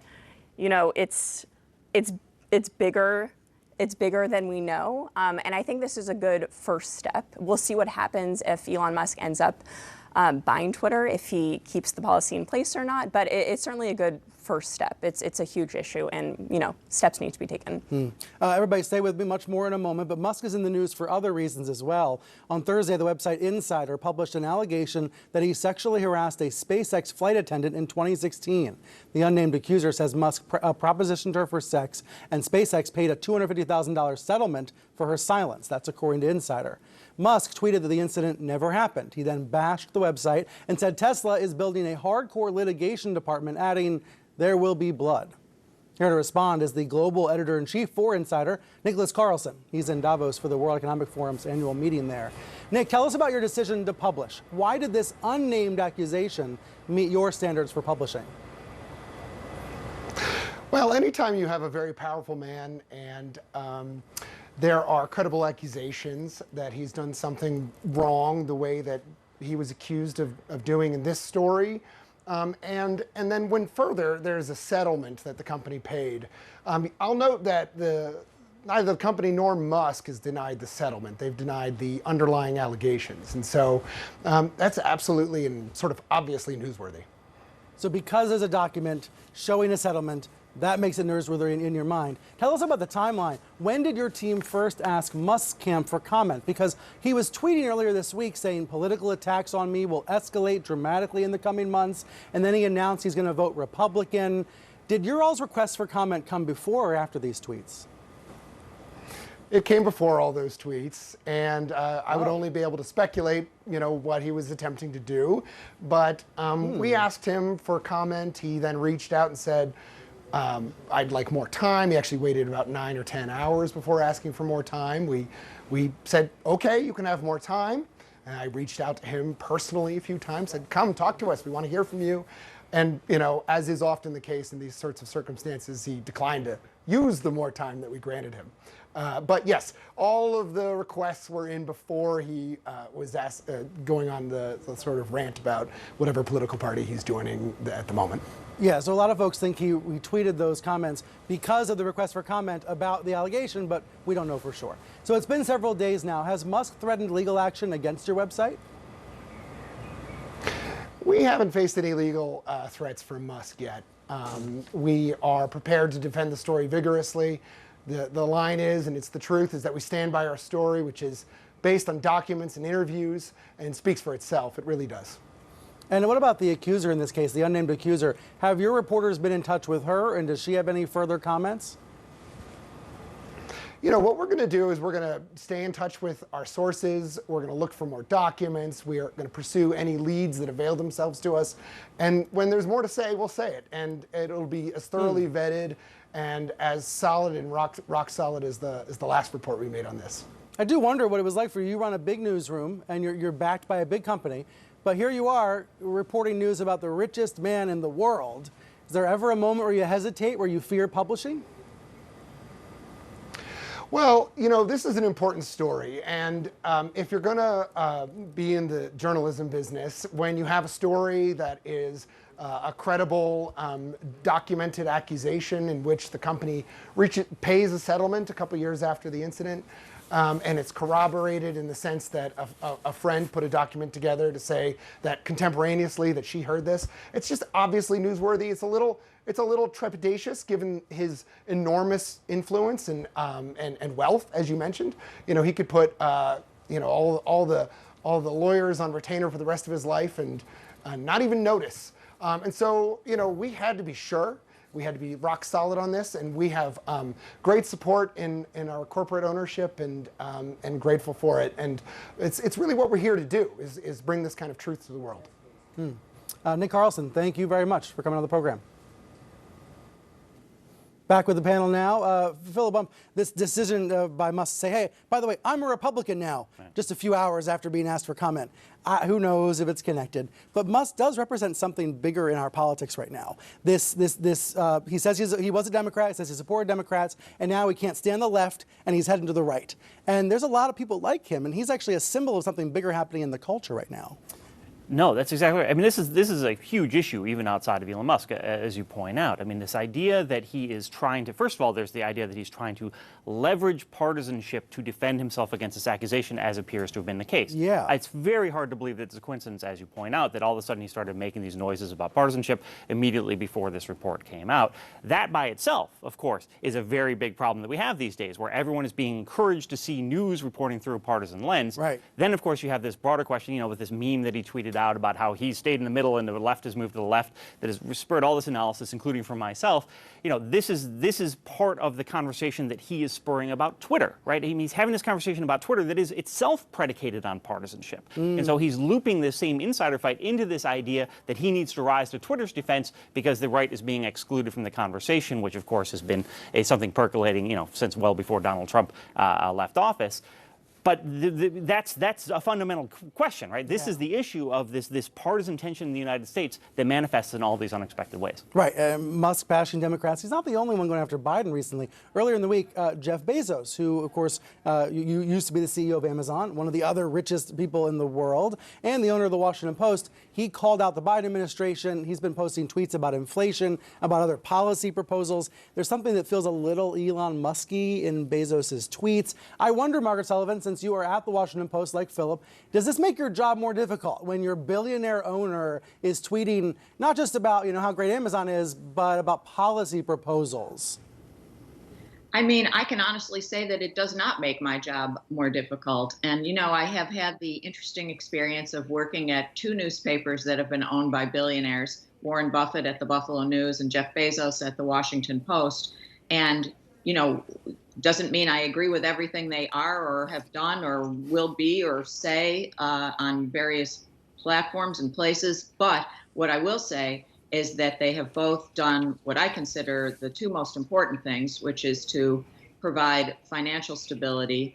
Buffett no longer owns the Buffalo News, but when he did, that was the case. Yeah. And that they've kept their hands off the paper's journalism and its editorial policies. So, no, it hasn't made my job more difficult. There's different kinds of billionaire ownership, and in this case, yes, he's there hands are. off. That's what you want. That's what you want. That's right. Kaya, another big headline, a story broken by the Washington Post this week, was about the Disinformation Governance Board, this Department of Homeland Security board that was going to try to bring together different parts of the government and what they're doing to try to stop people from getting tricked by lies on the internet. Sure. Sounded logical, but this thing was doomed to fail. It became a conservative meme. They called it the Ministry of Truth, relentlessly mocked it, and especially mocked the leader of the board, Nina Jankowicz, who had a history online of posting lots of liberal opinions and some misinformation. So just break it down for us. Like, what the heck happened here with this Disinformation Governance Board? Yeah, I mean, I think the first issue is the name. I think the word disinformation is highly politicized. I think we learned that during the 2020 election. I think disinformation, fact-checking what I do is a super politicized term. I think we're seeing that play out. I think that's the number one issue. I think we saw the takedown of that board through a disinformation campaign. I think the number one thing we learned is how powerful these disinformation campaigns are. I think we've also learned that we are still very reactive to disinformation. We haven't yet learned how to be proactive. Unfortunately, I don't think we've reached that point. I think we are very far from that point. I think we're still struggling from January 6th, which came as a tremendous surprise to us. I think we're still reeling from that.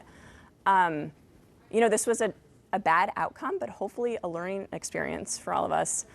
And I think the biggest takeaway here is there's a lot of work to be done, and disinformation is rampant, and we do not really know how to handle it quite yet. I think you can learn a lot by who's defensive and who's offensive these days. Totally. And the Biden administration announcing this board completely defensive and doomed. All right, to the panel, thank you, everybody. Stick around. More in just a moment.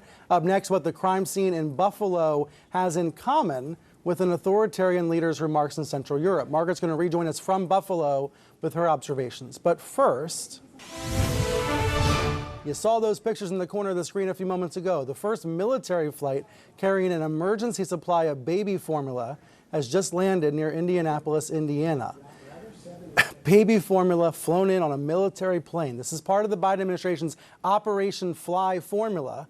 as Americans are coping with a nationwide shortage. The pallets of baby formula were flown here from Germany. This staff, the master sergeant overseeing the shipment, telling his staff, quote, "We are literally saving babies." But this is both a failure as well as a success. The existence of this plane is a failure of the government and a failure of corporations as well, even though these pictures today are meant to symbolize a success by the Biden administration. More to come on this, but now a quick break here on Reliable Sources and more in just a moment. All right.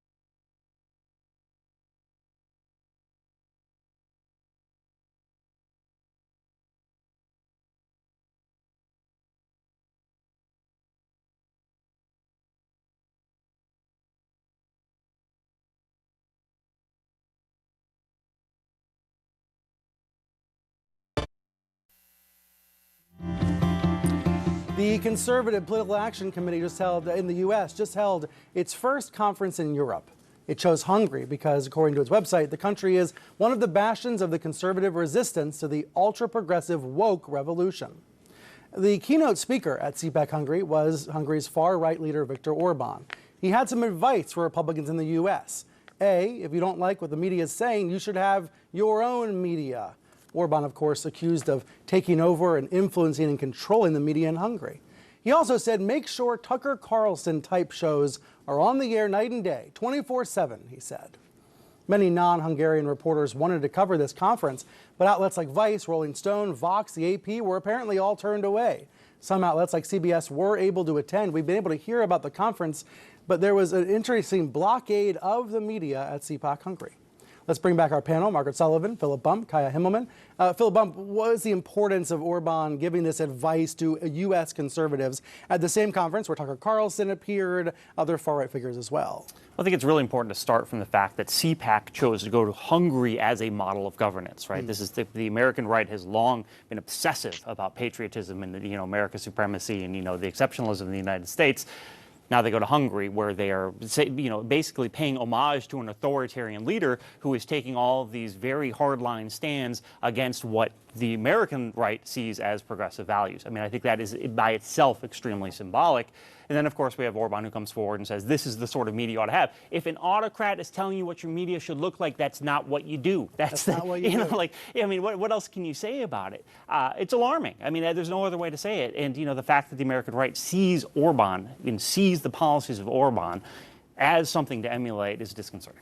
I do see a bit of a connection between Hungary and Budapest and Buffalo, and here's what it is. There was quite a bit of replacement type talk at the CPAC Hungary conference. Not always with the words replacement theory, but in that idea about immigrants replacing white people. And of course, as we know, Margaret Sullivan, the suspect in Buffalo subscribed to this racist white replacement theory. He wrote all about it in his racist screed before entering that supermarket last weekend.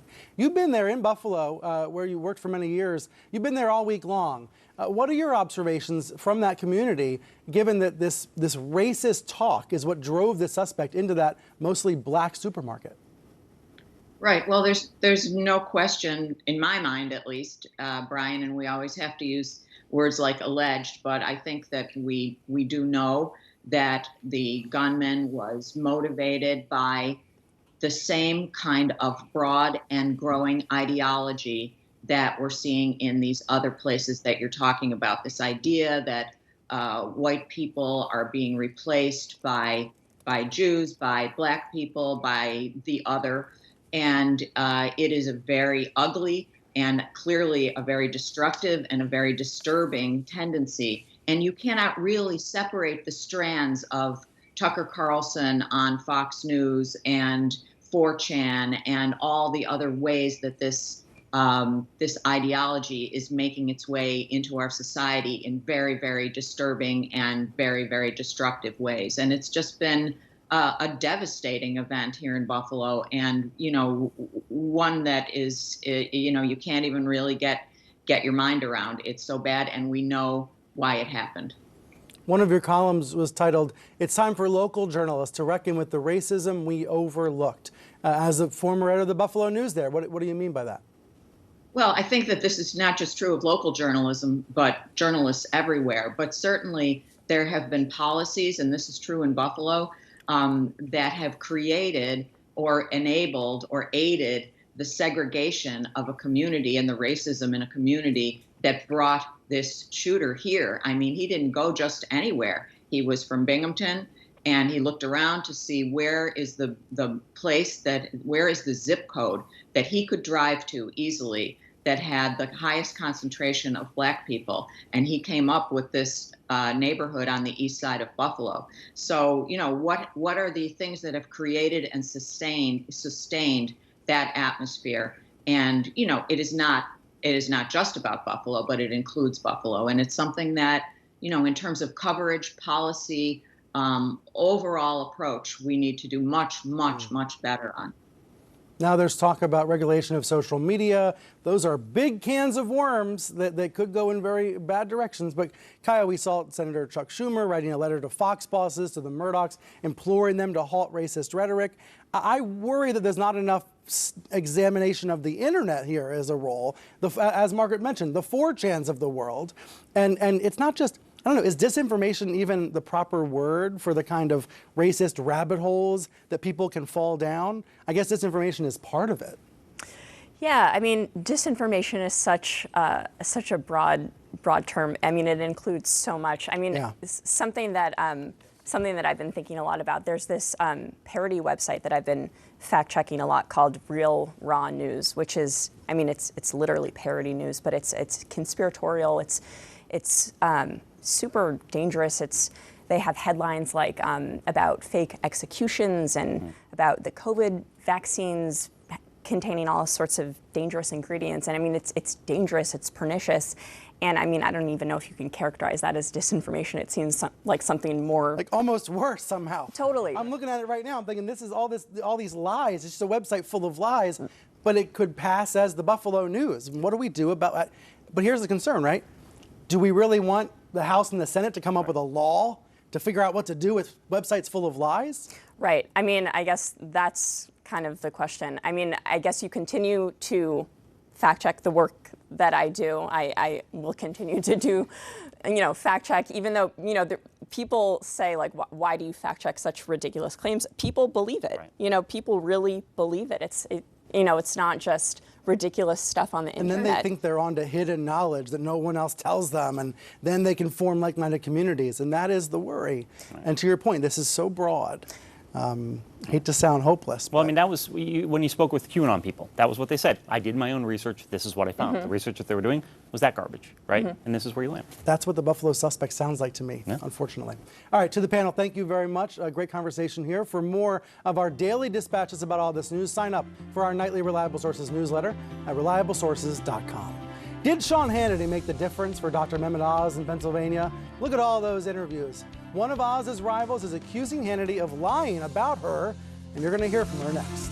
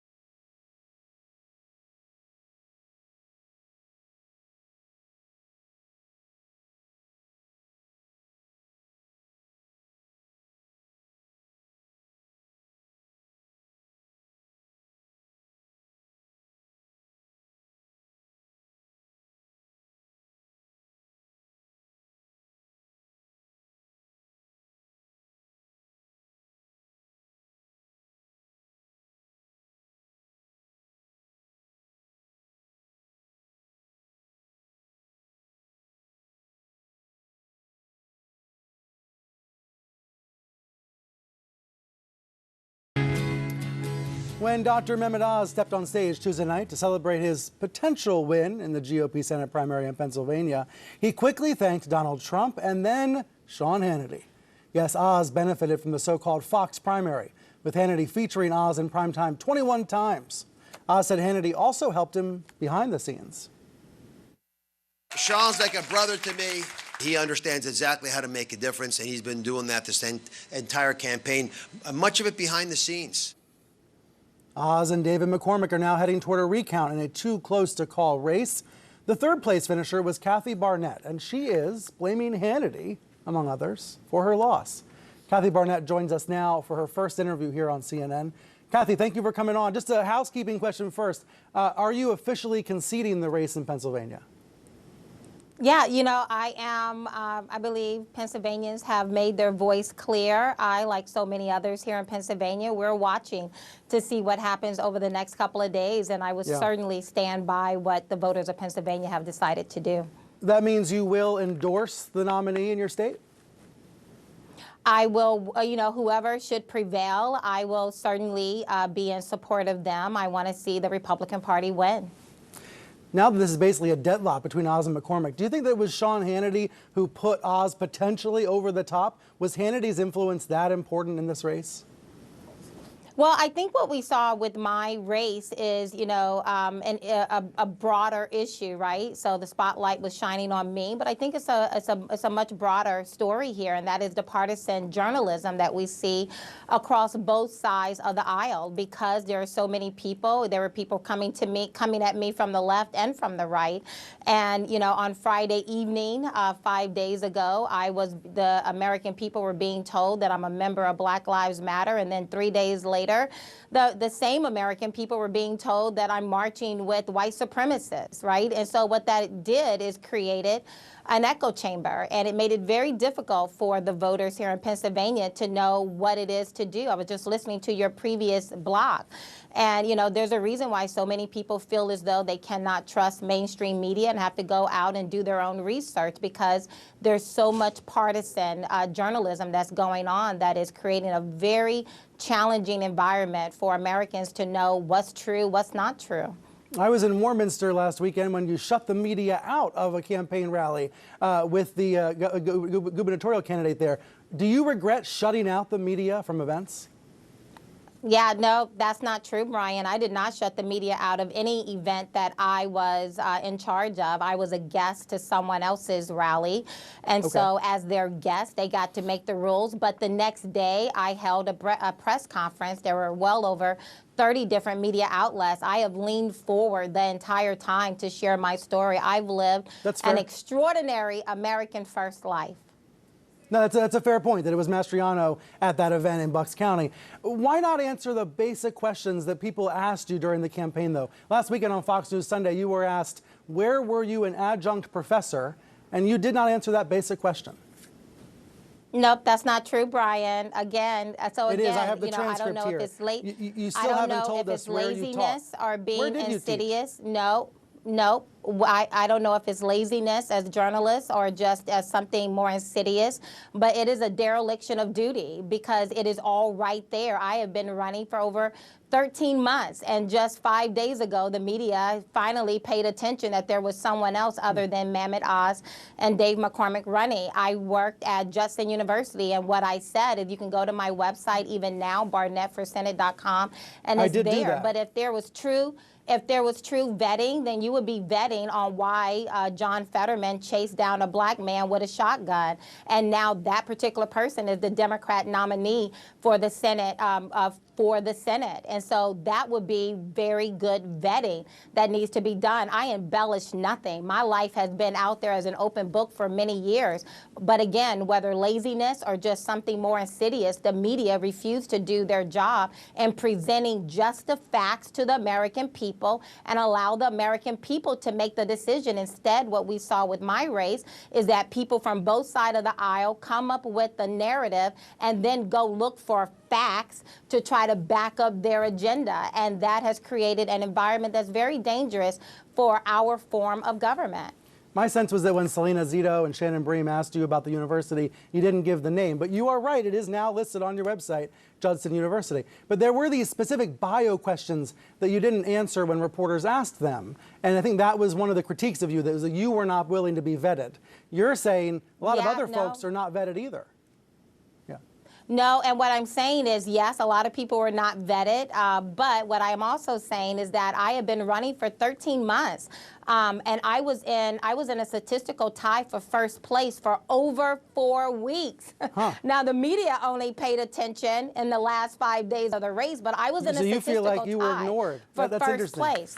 Well, but so you're right that there was a lot of media scrutiny had toward their the pick. end. There was a lot of scrutiny toward the end. Right. CNN's K-File found a long history of bigoted statements in your past, many of them on your Twitter feed. Do you have any response to the folks that say you hate gays and Muslims?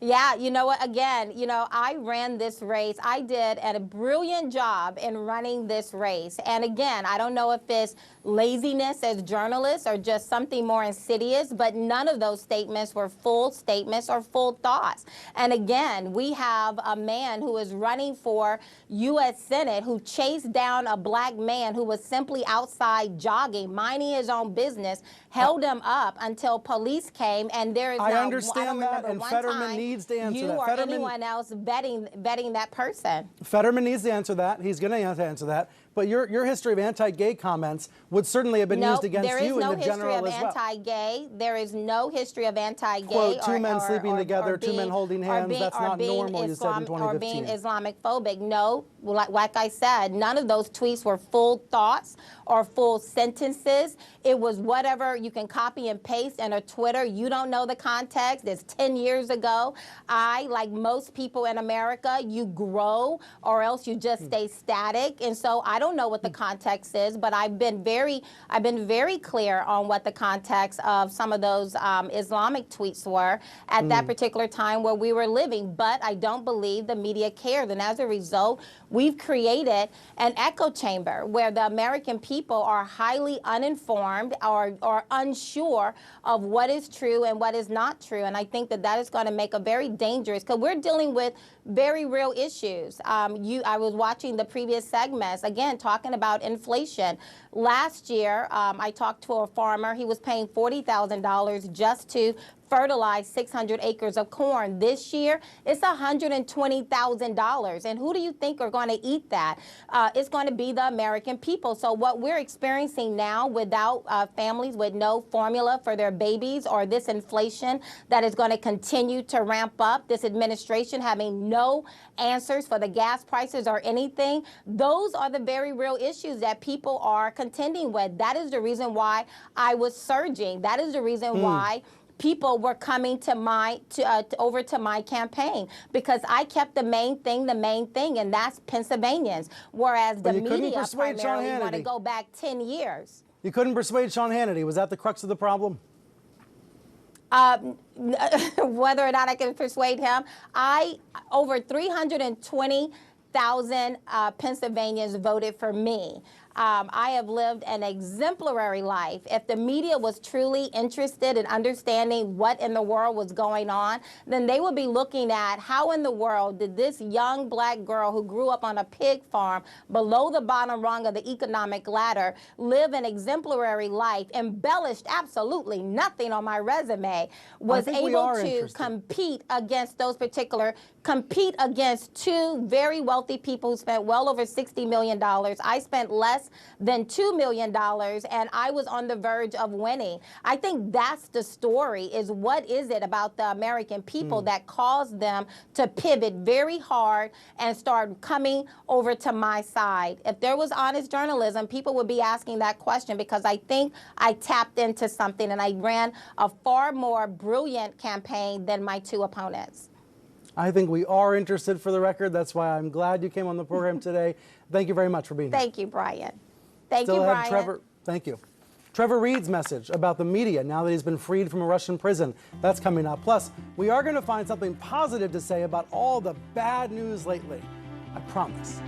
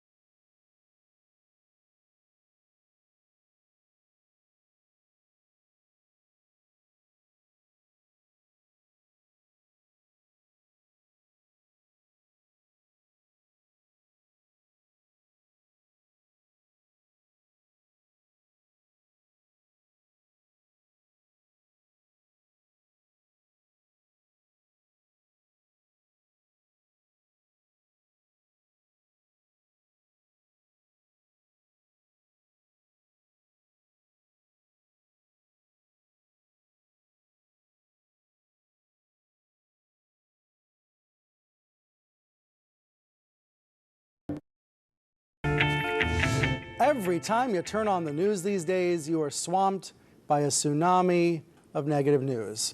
The only thing that's not happening are tsunamis. I mean, COVID surging in some areas, markets plunging, crypto crashing, inflation raging, gas prices soaring, and there's the baby food shortage and a seemingly never-ending string of mass shootings, the ongoing war in Ukraine, and a monkeypox outbreak.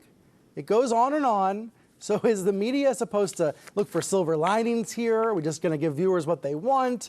Let's talk about it with Bill Carter, CNN media analyst and New York Times veteran. Bill, this felt like a uniquely grim week for some reason. Yeah, it's really bad, and you left a whole lot out. I did? You left out, corruption at the Supreme Court. You left out the threat against democracy. You left out the fact that there was a coup that still has actually We're still learning more about more and more about that. So yeah, it's like I've been around a long time. I don't remember a gigantic pileup as bad as this, nor really a dangerous period, a more dangerous period. I think it's really dangerous for the country. And political talkers always try to focus on, well, what does it mean for the Democrats and Biden in the midterms? Forget about that for a minute. What does it mean for our psychology, for our health as a nation and a world, when you're just inundated by seemingly negative headlines all the time? It feels like long COVID. We're in the middle of, we can't get out of long COVID. It's like everything is bad and we can't get healthy again. And really, it's a tremendous challenge, I think, particularly for the media, because what stories do you focus on?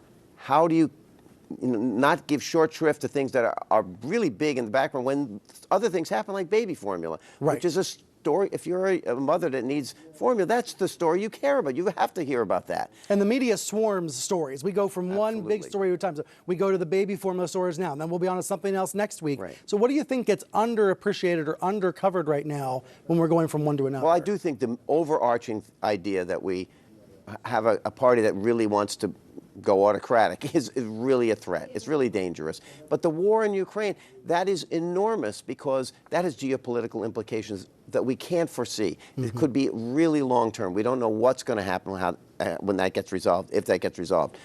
You can't ignore that. But then you have these race-based incidents now that are really scary, that are, and now we're seeing it spilling over into homophobia. I don't know if you saw the thing online with this guy saying he's going after LGBT people and he's going to get them, he's going after them hard. I think that's another thing that's going to raise its ugly head as this goes on. It's really a very tough time out there. But to make the counter argument, is it possible that because we see all this bad news in our social feeds as well as on television, it makes the world out to be even uglier than it actually is? It makes you, it only affects your psyche. I think that's true, but I think the world's bad right now. I think it's legit. It's legit for everyone to say, wow, I don't remember this much. Because I mean, I was around for Vietnam, I was around for civil rights movement, there was a lot of bad stuff going on. But the confluence right now feels really quite overwhelming. But I think your point is, I like the phrase long COVID, applying that to more than just the actual pandemic. Totally. It feels like a drag, some sort of... Absolutely. It's psychologically long COVID. And people say when you have it, you have brain fog. Well, that's what we sort of have now, where we're like, we can't even think clearly. What are we supposed to really do? How can we attack this? And I think the media really is important here. What's the positive part here? Is it that we shouldn't watch so much, read so much, consume so much of this, or...? The positive for me is that we still have free media in this country. We still have a way to attack these things and to try to direct people. Even though there's a lot of people who don't want to listen to media anymore, you can't give up on that. You have to tell the truth. You can't say, oh, there's two sides to homophobia. No, there isn't two sides to homophobia. There isn't two sides to a lot of these issues. You have to be honest about it. But we still have that freedom to do that, and that's really important. They don't have that in Hungary. People want to celebrate Hungary. They don't have it. We do have it. All right, much more with Bill in just a moment. We're going to reveal Time Magazine's picks for the most influential members of the media this year.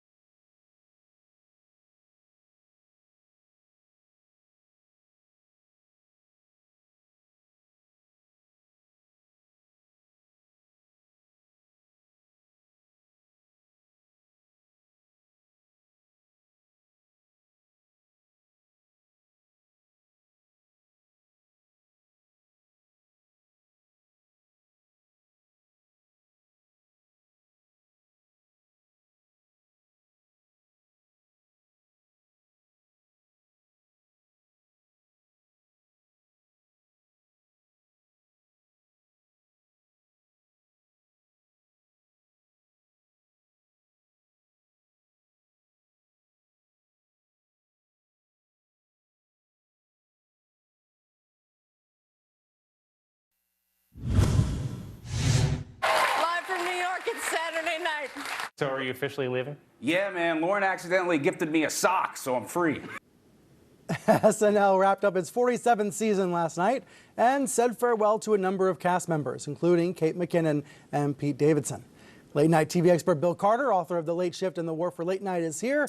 Bill, is it just me, or are these goodbyes, these farewells, a bigger deal than they used to be? Maybe more emotional? They are. They're for sure more emotional. I think it's partly that Lauren has affection for this cast now. I mean, when Kristen Wiig left, it was a hugely emotional thing.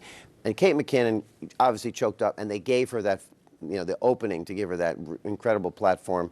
And she was a major talent. She's at the top, I think, in the top stratosphere. Davidson, I think, is a remarkable story. The guy, no one knew if he'd survive. He was in big trouble emotionally and with drugs and everything. And he straightened out. He became quite good on the show. He did a fantastic Andrew Cuomo. I don't know if you remember that. He was very good at that. And I think he's going to have a very big career. I do.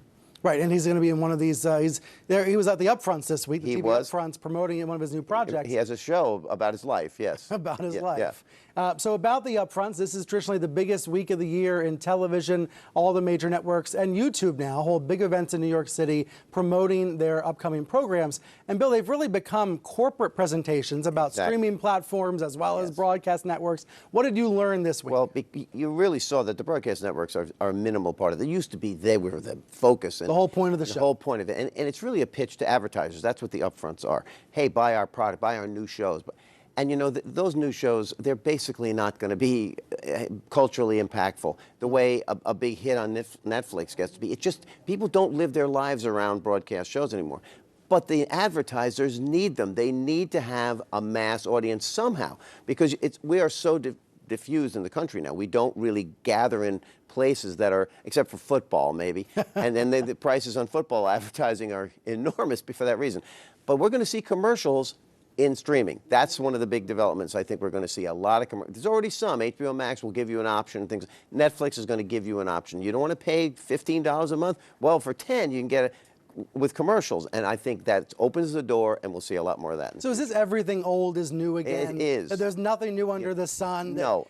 Television started with an ad-supporting model, and now streaming's going that way? Yes, and every medium that television is, or any video, or entertainment, it changes over time. Radio didn't think it would ever go away. TV didn't think it would ever, cable would take over. Cable didn't think streaming would take over. Now streaming is saying, maybe there's too much streaming. It just is a continuum, and you better be on your feet and notice this change happening and react to it. The other headline for me from the Upfronts was the sheer number of reboots. Old shows coming back. I know this is what happens every year, but I wonder more than ever. Okay, is it? Yeah. More than ever, because you can't. How do you break through with a new show? How do you manage that? Because they used to promote the heck out of it. Nobody's watching to be promoted to. You can't do that. So you have to say, oh, it's a reboot of something you already know, folks. We don't have to tell you what it is. You know what it is. Right. So you want to. When you say nobody's watching, you mean all in one place at the same time, because there is more consumption than ever. Exactly. It's just more complicated. But nobody watches together the way they used to. Nobody exchange. We aren't sitting there all at the same time watching the Breaking Bad finale, for example. And it makes a big difference, because you don't exchange information at the water cooler anymore. You can't. Oh, you didn't see it yet. I can't talk yet. That really changes the way shows are received, I think. Right. Well, here's a scoop to share with the viewers. Time Magazine coming out with its Time 100 list tomorrow. That's the 100 most influential people of the year. But we have a sneak peek at the media names on the list a day early. So here are the Time 100 media influencers, and I get your reaction, Bill. Joe Rogan, David Zaslav, Dmitry Muratov, the Russian journalist, Sevgil Mirzeva, Emily Oster, and Sally Rooney. Let's talk about a couple of these, Bill. David Zaslav, of course, the CEO of CNN's parent company, Warner Brothers Discovery, at his corporate presentation this week, he really described a balance between streaming, linear TV like CNN, theatrical releases. And I wonder, maybe that's the new normal for these media companies, trying to say, hey, we have our hand in every pot. Absolutely. And Zaslav is absolutely a worthy inclusion, because he's now in the middle of what is going to be a massive transformation at Warner. And I think he's a fascinating character, because he's basically a guy who's just built this quiet thing in Discovery. I don't think people were thinking that's the next thing that's going to take over the world. But David is an ambitious and smart guy, and he's maneuvered his way into a great position. And I'm fascinated to see what he's going to do. To see what he does. Joe Rogan on the list as well. Kara Swisher has the blurb in Time Magazine about Rogan. I know some people love him, some people hate him. There's no doubting his influence. Yeah, absolutely influential. And Time has always said, we'll put someone on the, they put the Ayatollah on the cover. Oh, for Time Person of the Year. So they, and I'm not saying Joe Rogan's the Ayatollah. No. Okay, but I'm just saying if you are a person who has that kind of cultural impact, you will be included, whether or not it's positive or negative. Yeah, I like to see a couple of journalists in Russia and Ukraine, and also author Sally Rooney. Bill, thank you very much for being here. Great to see you. Always great to see you. Before we go, Jake Tapper's exclusive interview with Trevor Reed is airing tonight at 8 p.m. Eastern Time. The Marine veteran told Tapper that he thanks the media for helping him get out of that atrocious Russian prison. He says if it wasn't for the constant coverage of his plight, he might still be behind bars. I mean, it's just, there's countless people that I need to thank. I'm not going to be able to cover all of them, but another big one that I need to thank is U.S. news media for covering this, because if they had not done that, if they would have said, that's not interesting, that's not really going to be profitable for us, this would have never happened. And U.S. news media played a critical role in accomplishing all of that. So, CNN, ABC, Fox News, everyone who covered that, I want to thank them for doing that. And I want to say keep up the good work and continue to do that with other hostages. We need that. That's something, unfortunately, that our government needs to function. And please keep up the good work. Keep doing that. That's critical. And you can watch all of Tapper's exclusive interview with Trevor Reed in a CNN special report, Finally Home, the Trevor Reed interview on CNN tonight, 8 p.m. Eastern Time. Quick plug for our weekly Reliable Sources podcast as well. This week, it's all about Twitter bots and Elon Musk's claims. We spoke with Professor Kathleen Carley of Carnegie Mellon about what's really going on with spam bots on Twitter. I learned a lot. I'd recommend it. To follow it wherever you listen to your podcasts. And we'll see you back here this time next week. Luxury has never looked so glamorous. I'm your host, Anna Stewart. This month, how the luxury sector wants to keep the good times rolling.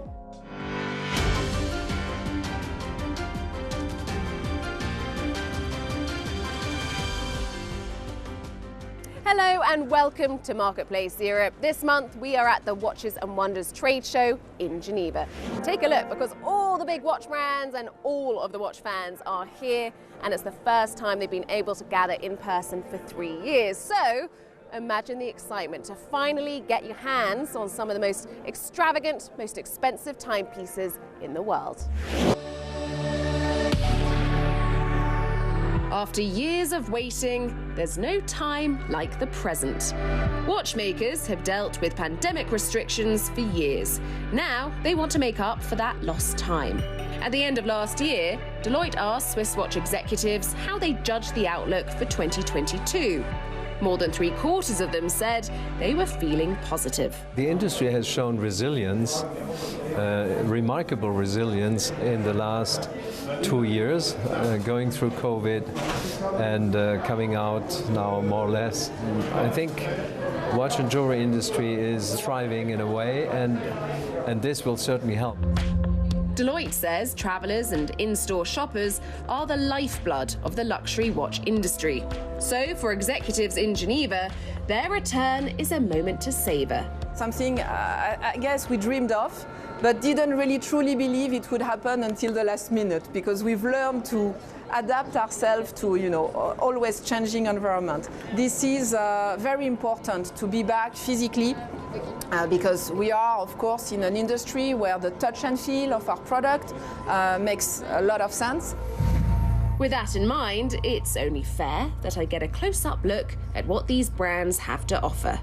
What you see here is the Atmos Ibris Mechanica Tellurium, so the novelty of 2022, in a brand new design, totally transparent, with a circular glass that also represents in a way the permanent motion of Atmos. So it's very natural, very rounded. Without trade shows like these, watch houses have been pushed to innovate. Whether it's new watchmaking tech or ways to try something on using only your smartphone. The head of IWC says the industry is learning to adapt. We have learnt a lot during the pandemic years, how to reach more of our clients globally more effectively and more efficiently. And that's why the hybrid format, the digital technology is now coming here to Watches and Wonders and making this a truly transversal event. We are using the whole creative force of what we can bring to the market. We're interacting with our clients on new channels and new ways. And we're making sure that whatever the situation is globally, we stay in touch with our clients and we make sure we provide the best product we possibly can. And it's not just how to sell watches that's changed, it's the jewellery itself. Tag Heuer's centrepiece this year is a timepiece covered in lab-grown diamonds. The Carrera Plasma is worth some $375,000. Frederick Arnault says it's his brand's way of standing out. We've innovated throughout our history, and we wanted to try and be the first to really have an ambitious vision on lab-grown diamonds. And our approach was, if we go there, we need to offer something radically different. So you can't wear it yet, but perhaps we can go and have a look. Let's go, definitely. Who in the world is going to buy one of these? We already have a few calls. You already have a wait list. You already have a wait list, but we're going to keep it limited in production. We don't want to produce too many. That's important, keeping the volume down to keep the luxury feel to it. It's important to have the right balance between offer and demand, and always produce one watch less than what the market wants. The buyers are back. The watch companies are just glad to be seeing them in person. In an industry known for big price tags, there's a certain prestige to being the priciest. Now, Patek Philippe has the record for the most expensive watch ever sold. A Grandmaster chime sold for more than $31 million at an auction in 2019. And now the brand has become an icon of pop culture as well as the luxury world. I spoke to the president, Thierry Stern. If some of these watches look familiar, you're either a watch connoisseur or a serious hip-hop fan. Whether it's Cardi B or Jay-Z and Beyonce. Patek Philippe, which dates back to 1837, has today become the rapper's brand of choice. In fact, the lyrics website Genius said the company was mentioned in a third of songs on the Billboard Hot 100 back in 2017. Quite a shift for a company that counted Queen Victoria as one of its early clients. Your brand is steeped in heritage and history.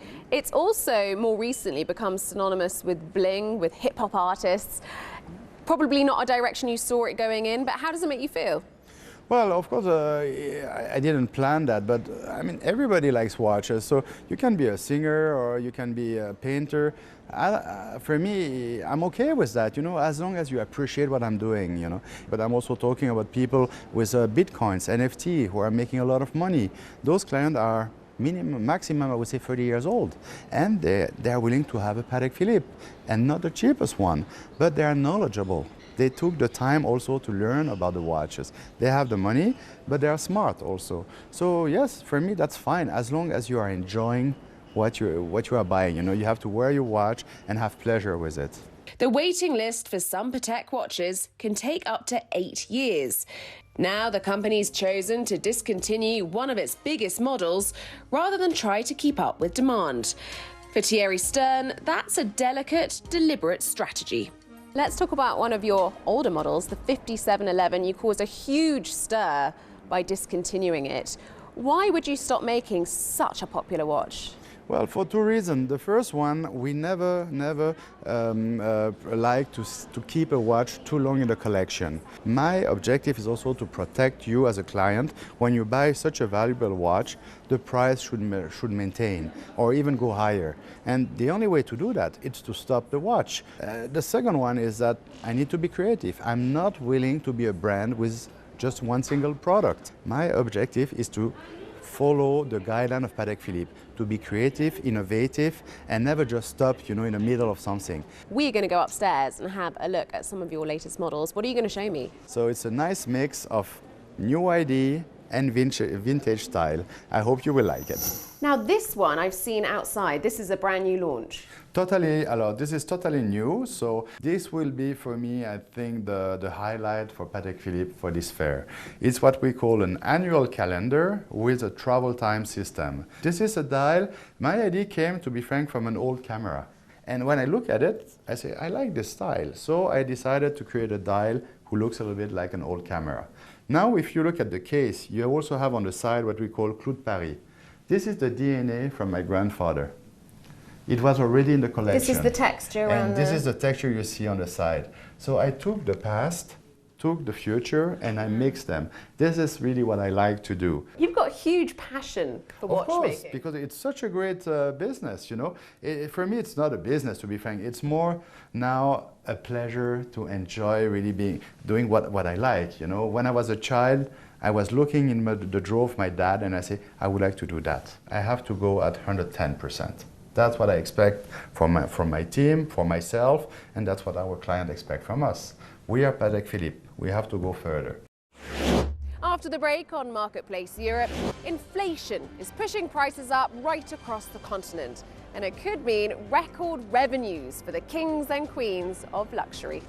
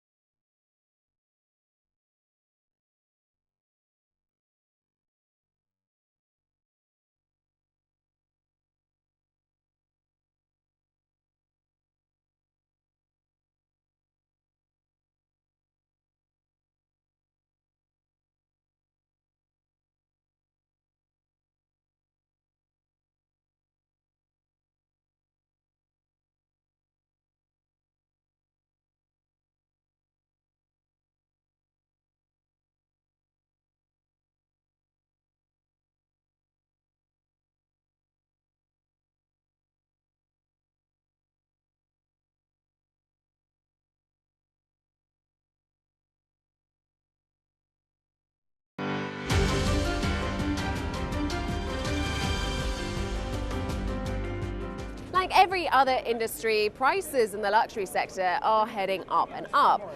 However, when your client's already expecting to spend big, the impact of inflation can look very different. Nina Dos Santos has more from London. If there's one thing that sets the luxury sector apart, it's the price tags. And as inflation takes hold across Europe, goods which were already expensive are only becoming more so. For firms selling everyday items like food and consumer goods, high prices can seriously harm sales. For the luxury sector, however, they can be a badge of honour.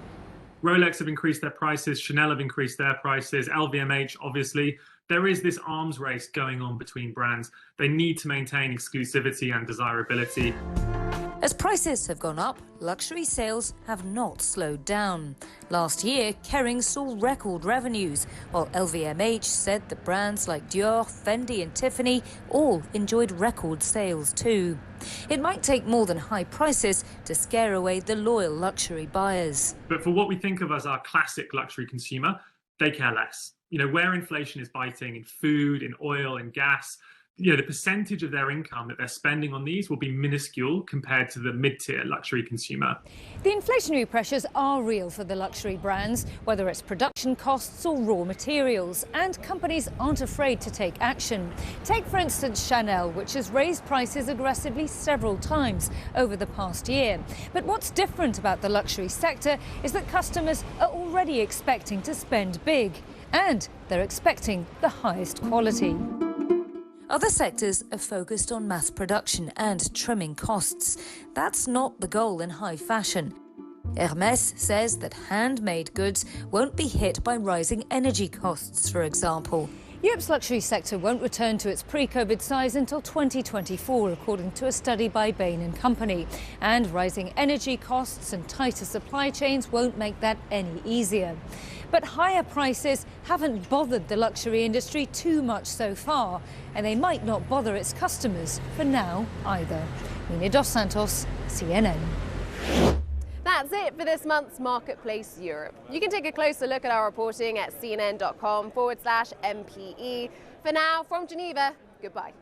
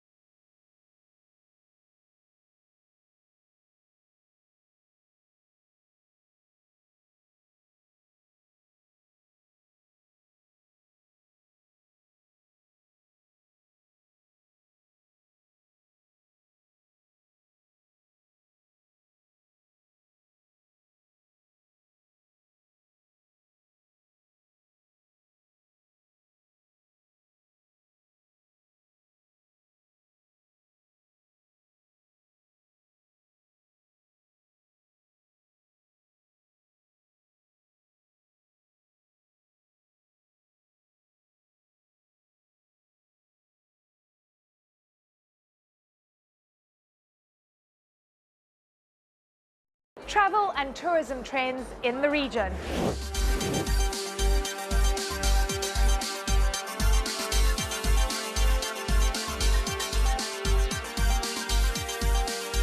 Coming up, what the future of travel looks like as pandemic restrictions ease around the world.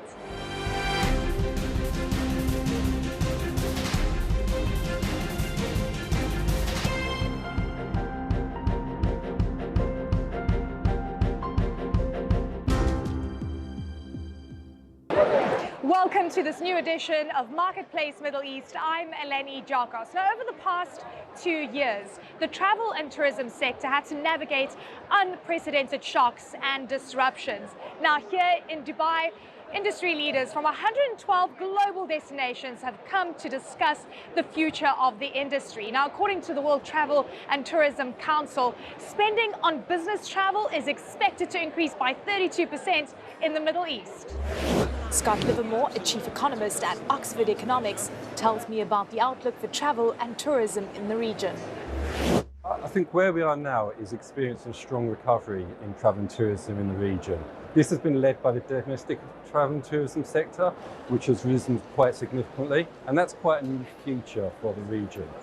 Before the crisis, some 55% of travel and tourism was domestic, and that rose to 80% at the peak of the crisis. So people are traveling internally, so you're seeing domestic tourism driving growth right now? Absolutely, and supporting the sector. And while those ratios may come down as international travel becomes normal and vaccine rollouts and restrictions are eased, we expect this change to stay, and we expect there to be a greater role for domestic travel and tourism going forward across the region, including countries like UAE, which were predominantly dependent on international visitors. You know, the UAE has always been sort of one of the favorites because it's a very well-known destination, it's an easy destination. Who do you think is going to come out tops in the next year or so? Over the next year or so, I think we're going to see really strong growth in the UAE. I think they've built the infrastructure, they've got a solid base and a successful travel and tourism sector already.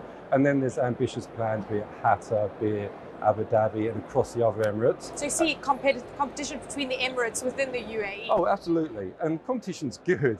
It allows the different tourism sectors or different regions to focus on consumer preferences. And it's all about differentiating yourself, carving out your niche, listening to what the consumer says, and then responding and delivering to that. And I think we're going to see a much more discerning and varied tourism demand around the world, and that gives scope and opportunities for the different countries within the region. Look, you're an economist, so Yes. you're looking at the numbers, right? Yes. And when you see the oil price hitting levels where it makes flying a lot more expensive, are you worried about the knock-on effect, specifically for international travel? I think there's a worrisome side and an optimistic side to that. The region is very dependent on medium to long-haul travel, so around 2/3 of international visitors to the Middle East are classified as medium to long-haul, compared to 40% for the world as a whole. And it's the long-haul travel that will see the biggest impact from higher oil prices and higher airfares, and that could really limit demand for long-haul travel, which this region is very dependent on. But on the other hand, high oil prices will really boost government revenues. That tends to be recycled and benefit incomes and growth in the oil exporting countries, and that's likely to lead to increased demand, especially short-haul intra-regional travel. Tourism is expected to fuel Dubai's economy this year, and I sat down with Issam Qasim, the CEO of Dubai's Department of Economy and Tourism, to find out how the Emirate is planning to capitalize on this trend. At the end of the day, for us, we know what we're strong in. We know where our focuses lie. End of 2021, we had 7.28 million tourists that came into Dubai. Not big numbers compared to before, but very big considering the circumstances globally. Then you look at the first quarter of this year, where Expo, of course, was tail-ending the second half of Expo. We had close to 4 million visitors that came in Q1. That's amazing. You're not back at pre-COVID levels then? Not yet, Not but the yet. spirit is there. And for us, as Dubai, the appetite was always to go back to pre-COVID as much as we could.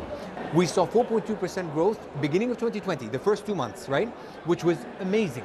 Come March 2020, we went into lockdown, We were one of the first cities to lock down, very strict. We opened up in May for domestic tourism, piloting the strictest of measures in place, where it gave us a chance to open up a little bit, loosen up a little bit to find that perfect balance. Once that was done by July 2020, we opened up with the spirit of never closing again. And we remained open. So it's great the fact that the private and public sector relationship is so strong that whatever we do it together. Of course, having said that, there are certain factors that are out of our control. Certain countries decide to open or close as they wish. But if we are overly reliant on one or two markets, it will impact us. So what we've done is, with the diversified market approach, we were able to capitalize in this moment where we've educated the market. All the measures that Dubai has put into place, we were able to start attracting bigger numbers, growth percentages from markets that weren't as big in the past. Today, they're so confident of what Dubai has to offer, and they've become repeat visitors. So once the other traditionally strong markets open up fully, we know we'll have a much stronger foundation to start with. Then you look at during pandemic and post-pandemic now, you're seeing that actually people are relocating to Dubai. Family businesses, home offices, regional and global headquarters relocating to Dubai from around the world. Why do you think that is? Because Dubai is not a cheap city. It is expensive to live here, by the way. I think it's all demand driven. And for us, we know that there is that demand right now for Dubai, again, because of the decisive measures that were taken during the pandemic. Knowing that Dubai has the can-do attitude and we can make decisions and changes happen immediately. Because of the entrepreneurial spirit that Dubai as a city has. And I think for a lot of business leaders, a lot of decision makers, that's the fundamental difference. That's what they want. They don't want to be in a place where you're in the dark. You don't know what's going to happen. Do I hire back again now, bring people back in, and then the rules change and I have to again let go? What do I do? So it's policy continuity. 100%. And again, it's the collective vote. I always talk about Dubai being almost like a board, where even the private sector have a say, and they're heard, and then things are implemented. So it's not just one person decides everything else. That's the difference about Dubai. And that's the spirit that really has made Dubai's success. Coming up, Saudi Arabia, once a closed country, opening its doors to foreign tourists for the first time in 2019. And the kingdom wants to spend over $1 trillion on the sector over the next 10 years. That's all coming up after the short break.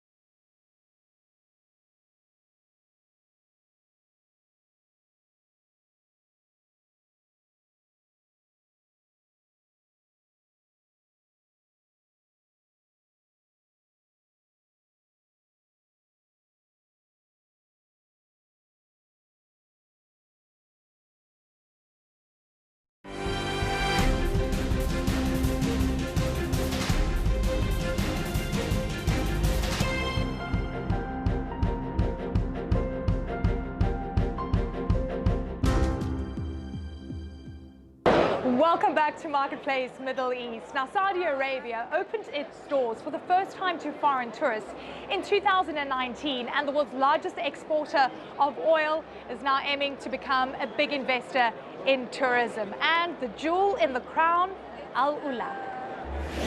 Located in the northwestern part of the kingdom, Al Ula is one of the oldest cities in the Arabian Peninsula, dating back to the 12th century.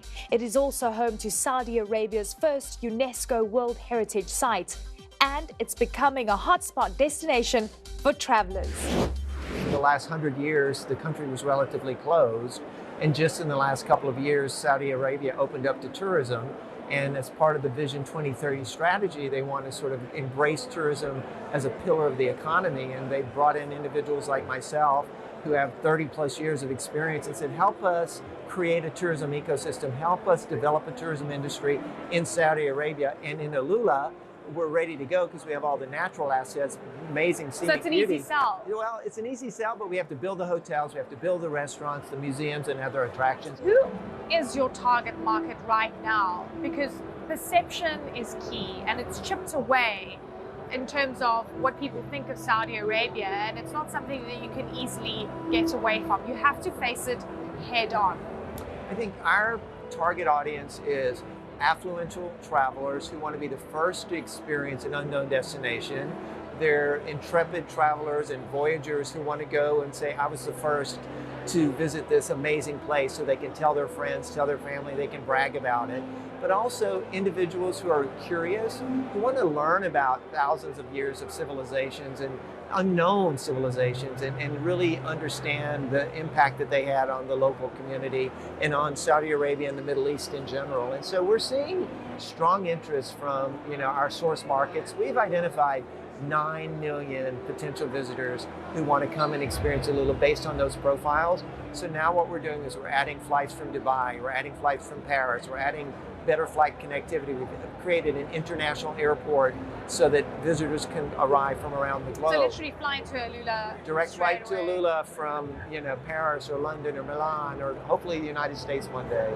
Having been in the industry for so long, you know that the tourist is after a certain experience, right? So they want to see new things, but they also are used to having a certain amount of relaxation, and that's usually with a glass of wine or a cocktail, specifically in the markets that you've mentioned. If you're looking at the US and Europe, how are you getting around those cultural and religious aspects when you're trying to target tourists? So most of the old restrictions that were in place are gone.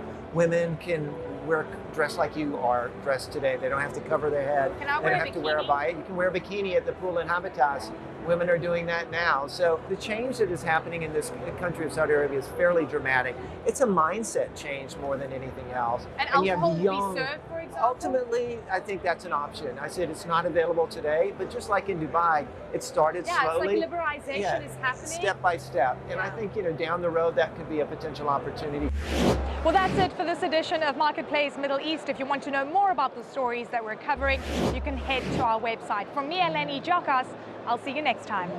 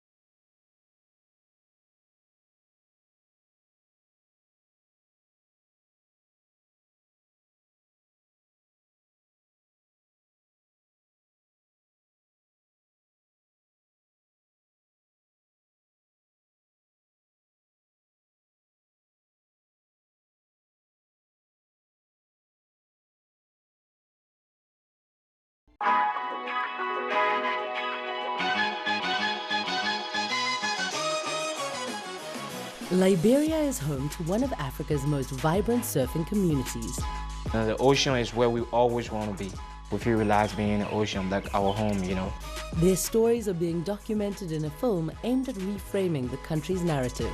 Documentaries are really powerful. Specifically for Liberia, it's great to kind of share the culture and repackage and remarket a place because they kind of deserve it, you know. I think documentary is a great vehicle for that. I think there are a lot of Black filmmakers who are really trying their best to showcase Africans in the diaspora in a positive light as well as in an authentic light, and that's something that we need. This is the story of surfing Liberia. This is Inside Africa.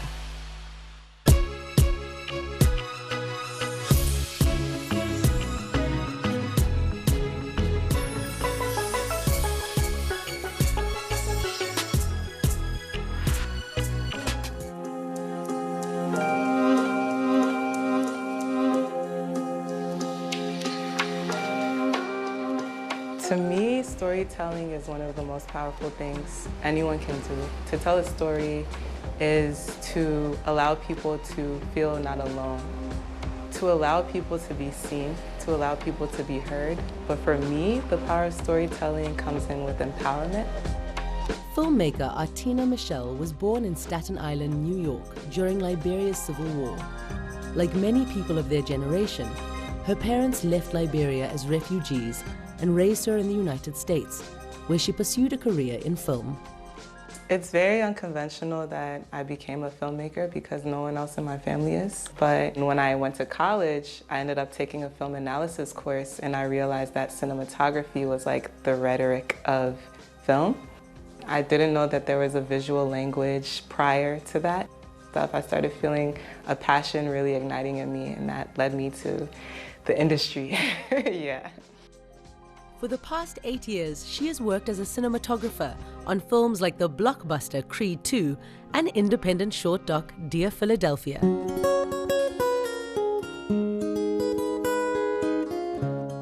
It was on a trip to Liberia in 2018 to visit her family and to connect with her heritage, where she truly discovered her purpose as a filmmaker.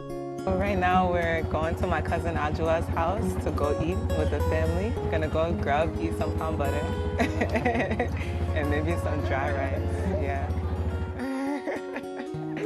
My family is love, you know. Always joyful because I don't get to see them as often as, you know, my family members in the States. I just feel warm here, I feel welcomed, and I feel excited to see everybody. For me, usually when I see films about Liberia, they're usually made by Europeans. To make a film is a very big privilege, to be honest. For us who our lives led us out of the country and back to the country, I think that's something that we can unify with, that we can lift one another up with. And I truly just really want those who are not often heard from to be heard, basically, yeah. Have you ever heard about surfing? What about surfing? Surfing? Surfing on the highway. Oh, surfing? What I to take picture? Me tell you, not a big sunny. Now Artina has taken on the biggest challenge of her career, directing her first feature documentary on a subject she never imagined she would be interested in. A cousin of mine told me about the surf scene happening here, and I realized that I never heard about that before. Growing up, even going to the beach after prom, my parents were like, don't go in the water. Being around the ocean wasn't really a part of our culture, and I started connecting with surfers over here. And once I started connecting with surfers and actually visiting Liberia as an adult, I was like, wow, there are a lot of stories that aren't told, where I can authentically show people, show the culture from how we know it. That to me got me really excited to make a feature documentary. Before then, I had no real aspirations to direct. I think my directorial debut came from a need that I saw in the community. The documentary introduces viewers to Liberia's growing surf community and Liberians' broader relationship with the ocean. This Too Is Liberia is the title of the feature documentary that I'm creating. It follows Melvin Escabocoli Jr. He's a certified surf instructor, and he's teaching kids about surf therapy and how to cope, as well as teaching them about water safety. Following the story of Liberia through the eyes of Melvin, and Melvin is kind of opening us up to a new perspective about the country. Yo, bro, you ready? Let's go surfing. I always feel like I'm home when I'm surfing. It brings a lot of passion to me. It changed your life. It changed your mind. When you start surfing, you meet a lot of people. I'm an intermediate surfer. Yeah, Chris is a beginner surfer. I never knew Liberian kids would have interest in surfing. One of my biggest goals for the film was to make sure that everyone in the country sees the film. Because I want the film to empower Liberians first, I do want it to be something where, you know, the world is introduced to Liberia, but I also want it to be home. Home is the priority for this.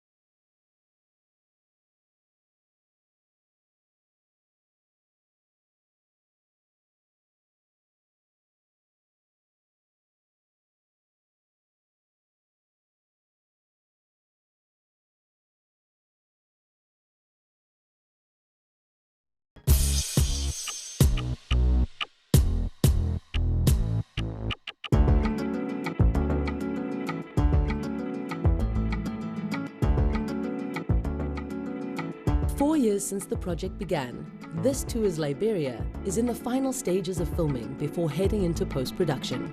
The phrase, "This Too Is Liberia," comes from a phrase here that people use when something goes wrong. Let's say, for instance, you call someone, they don't show up, and it's their job to, they'll be like, "This too is Liberia," or if something breaks, it's like, "This too is Liberia." So it has a very negative connotation here. And I wanted to show the positive things and say this too is what the country is. As the journey of the film has been happening, it's kind of both that we're documenting. We're documenting some of the hardships that happen here, as well as the positive things that a lot of the world has never seen before. Joining Artina on set is her long-term friend and colleague, Marcus Clark, who is the film's co-director. Where we are now is we're at Robertsport, which is a beautiful location where a lot of surfers that we are filming surf. So the aesthetic to this film is really just trying to show and stay authentic to Liberia as a whole, the whole vibe of it, the people. the scenery. So we don't really want to impose any perspective. We just want to kind of be verite and be a fly on the wall and observe. Marcus's first time going to Liberia. So excited. How you feeling? So excited. Hailing from Philadelphia, USA, visiting Liberia has also been a deeply personal experience for him. My first time in Africa, it's been a trip. You know, being like a Black American, you're kind of in a bubble. We made it, we made it, we made it. I guess you don't really have roots, or if you do have roots, you don't really know them, much of them in Africa. And I've been an American my whole life, so it's really nice to kind of be in touch with my African side. And it's just been kind of overwhelming and also humbling because it just makes me want to kind of explore my own lineage and my own ancestry. This production's been just more personal in the sense of other productions I can really have a distance from them, but this is more like a definite how I identify myself as a Black American. It's just been fun to kind of explore that side of myself. A gem throughout this whole process is the connection that I've been able to create with the surfing community here, the surfers. They've been so welcoming, a lot of them, and just very open to sharing their stories, to letting us into their lives. And through that, we've been able to basically become like family. So they inspire me in a lot of ways. And they're teaching me more too about the Liberian way, which is a communal way of living. And she says these surfers are slowly getting her more comfortable in the water and hope to one day get her out in the ocean on a surfboard. I'm going to get a surf lesson from Philip Benini, who is also featured in this too as Liberia. And I get to follow his life a little bit, but today he's going to show me the ropes. Philip Benini is a veteran of the Liberian surf scene. So I think it was after the war in 2003, some Americans came to Robertsport, Liberia, where they started surfing our waves here. And they came across a Black guy, Alfred Lomax, who is the first Liberian surfer. And they taught him the sport, and that was how he too started sharing it with the locals around here. So I started surfing like around 2010 when I got into surfing. And it was the same Alfred Lomax who encouraged me and put me into it. I would say Robertsport is coming to that level where people wants to come from other places in the world to like enjoy the waves, because I've experienced that a lot. I'm in Robertsport, but people sometimes email me, WhatsApp me from other countries. Oh, Philip, we want to come to Robertsport, we want to come to the guest house, and we want to surf the waves that's in Robertsport. So I think it's getting to that level. Making this doc has honestly not inspired me to surf, but to definitely learn how to be a better swimmer, because I literally could only doggy paddle before I got here. So Melvin was teaching me about surfing. My cousins here were teaching me about swimming, and I've been open to getting into the water more for sure. But hopefully by the end of production, I will be an Olympic swimmer.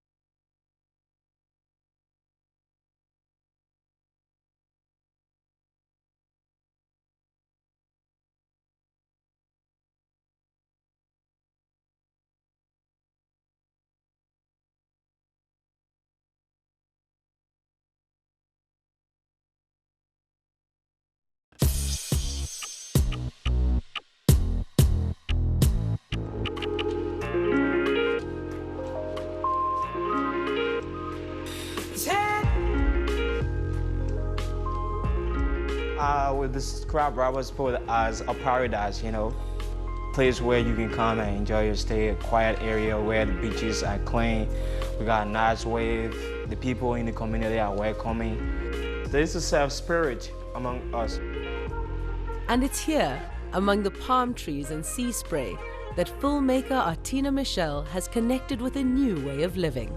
For me, the greatest lesson that I've learned being here, documenting here, is to not rush, to allow life to just be life. Stories to just be stories, to not try to place my own understanding on things, but to be humble to what is and to accept it. In a sense, before coming here, before connecting with Liberia, there was a disconnect in how to live, basically.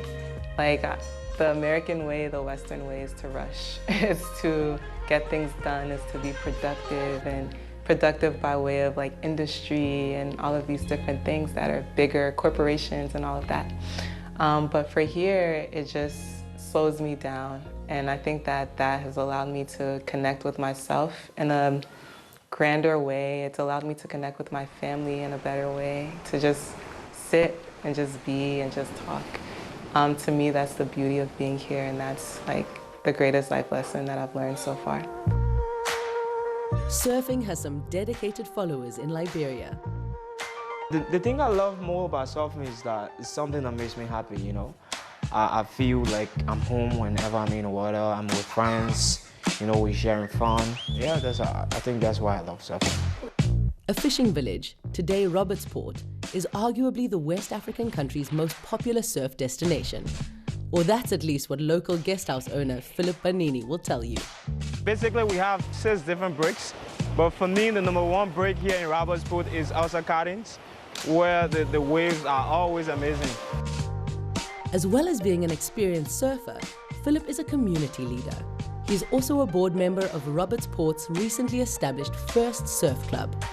You know, this is something we started since surfing started, because we've been dreaming about it. We've been hoping that our day will come where we will own something for ourselves.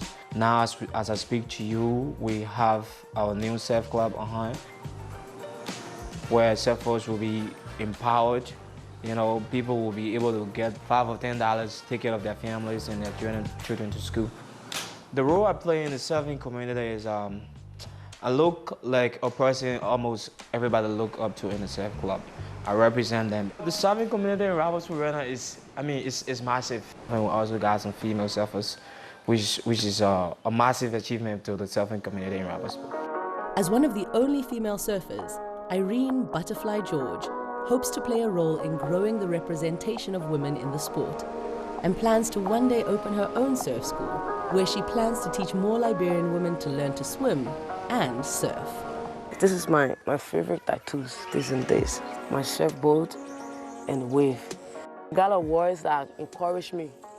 Yes, never give up on surfing. Like I said I will never give up in surfing when I got here. Often the only woman in the water, her skills have earned her the nickname Butterfly, because she moves through the waves like she's flying. Most thing I love about surfing because it keeps you out of trouble, #1. And it makes you focus. It makes you know how to talk to people. And the main reason I love surfing because I think it'll be my passion. When I got my first wave, since I started surfing, my first wave I ever got, I was like so comfortable because like I feel like I was on a car drive, you know, taking a very nice and smooth ride. Even when I get old, I will still surf. Yes, that's my dream. Being one of a handful of women in her field is something Artina can relate to.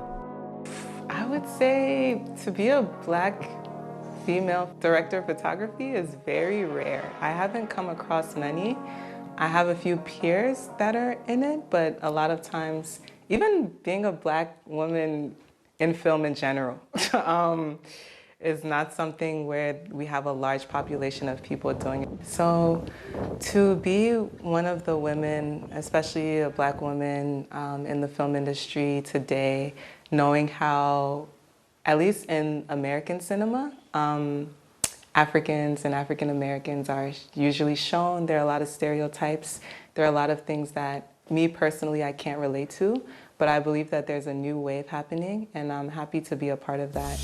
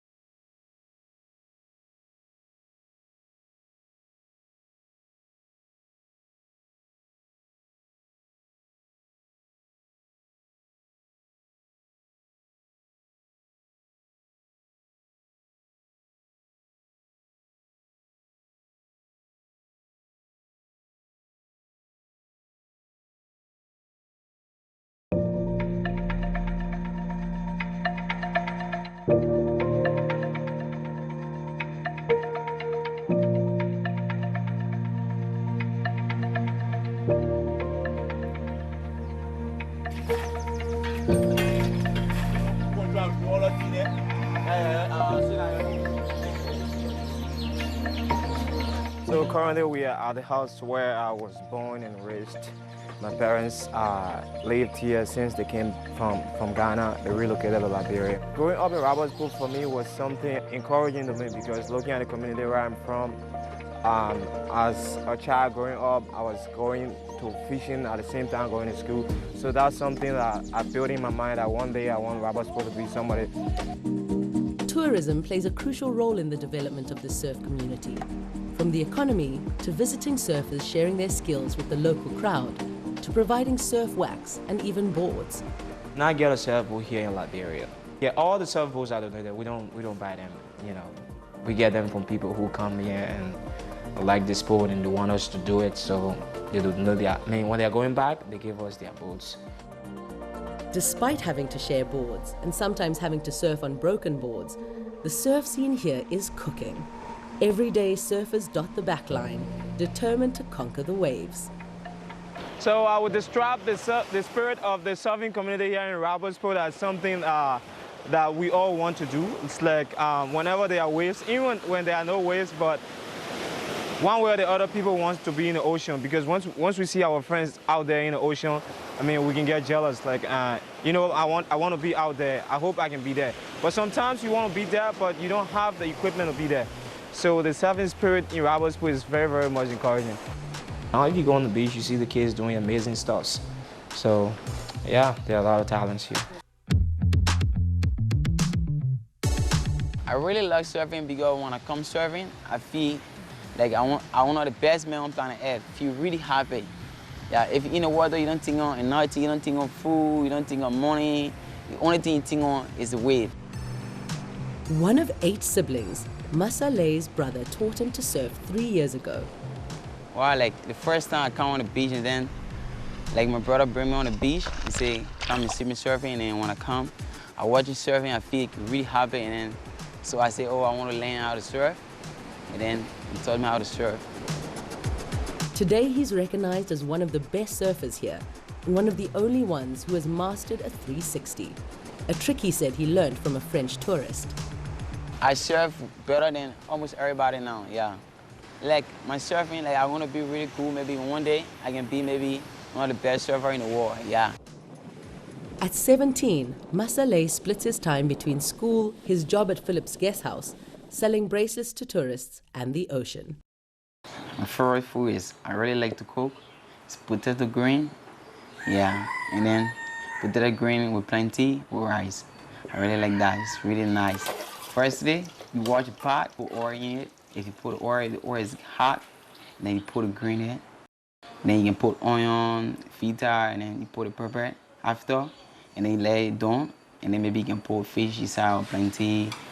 I really like cooking. If I cook, I feel happy, man. Yeah, it's cool to cook. For men to cook, look nice. It's great. Everything he earns, he puts towards his education and helping his family. The money I earn, like I usually I take it to my mom because my family who don't have really support. Yeah, so only my mom is here now. My dad is not here, so only my mom. So I take it to her to help her. Sometimes she can buy fish. Yeah, if she get more profit, yeah, she add it all and then send me to school. His plan when he finishes school is, like Philip, to open a guest house of his own so he can continue to share Robertsport surf culture with the world. Robertsport is a really nice place. Like the surfer in Robertsport is really nice. Everybody together, like everybody know each other. Like we feel happy if we're together. We're in the water, we chill everybody. For the past 4 years, filmmaker Artina Michelle has been documenting Liberia's surf story. During the process, she's learned a lot about the country and herself. The biggest lesson so far that I've learned about Liberia is that Liberia is abundant. The country is rich, the people are rich, the land is rich. But through just circumstances that are beyond a lot of the population's control, it's just really hard to access that potential. And I think that being here has allowed me to just connect with that more. And that truly is the story that isn't told. It just made me proud, to be honest. It made me proud to be Liberian. As for the surfers, they hope that this is just the start of the story. My dream for surfing is that surfing will continue to grow. This sport called surfing will attract more people to the country. And I think it's about time that the country itself sees the importance in focusing on the surfers in Robertsport. I want them to know that there's a sport called surfing in Liberia and there are a lot of Liberians involved into it.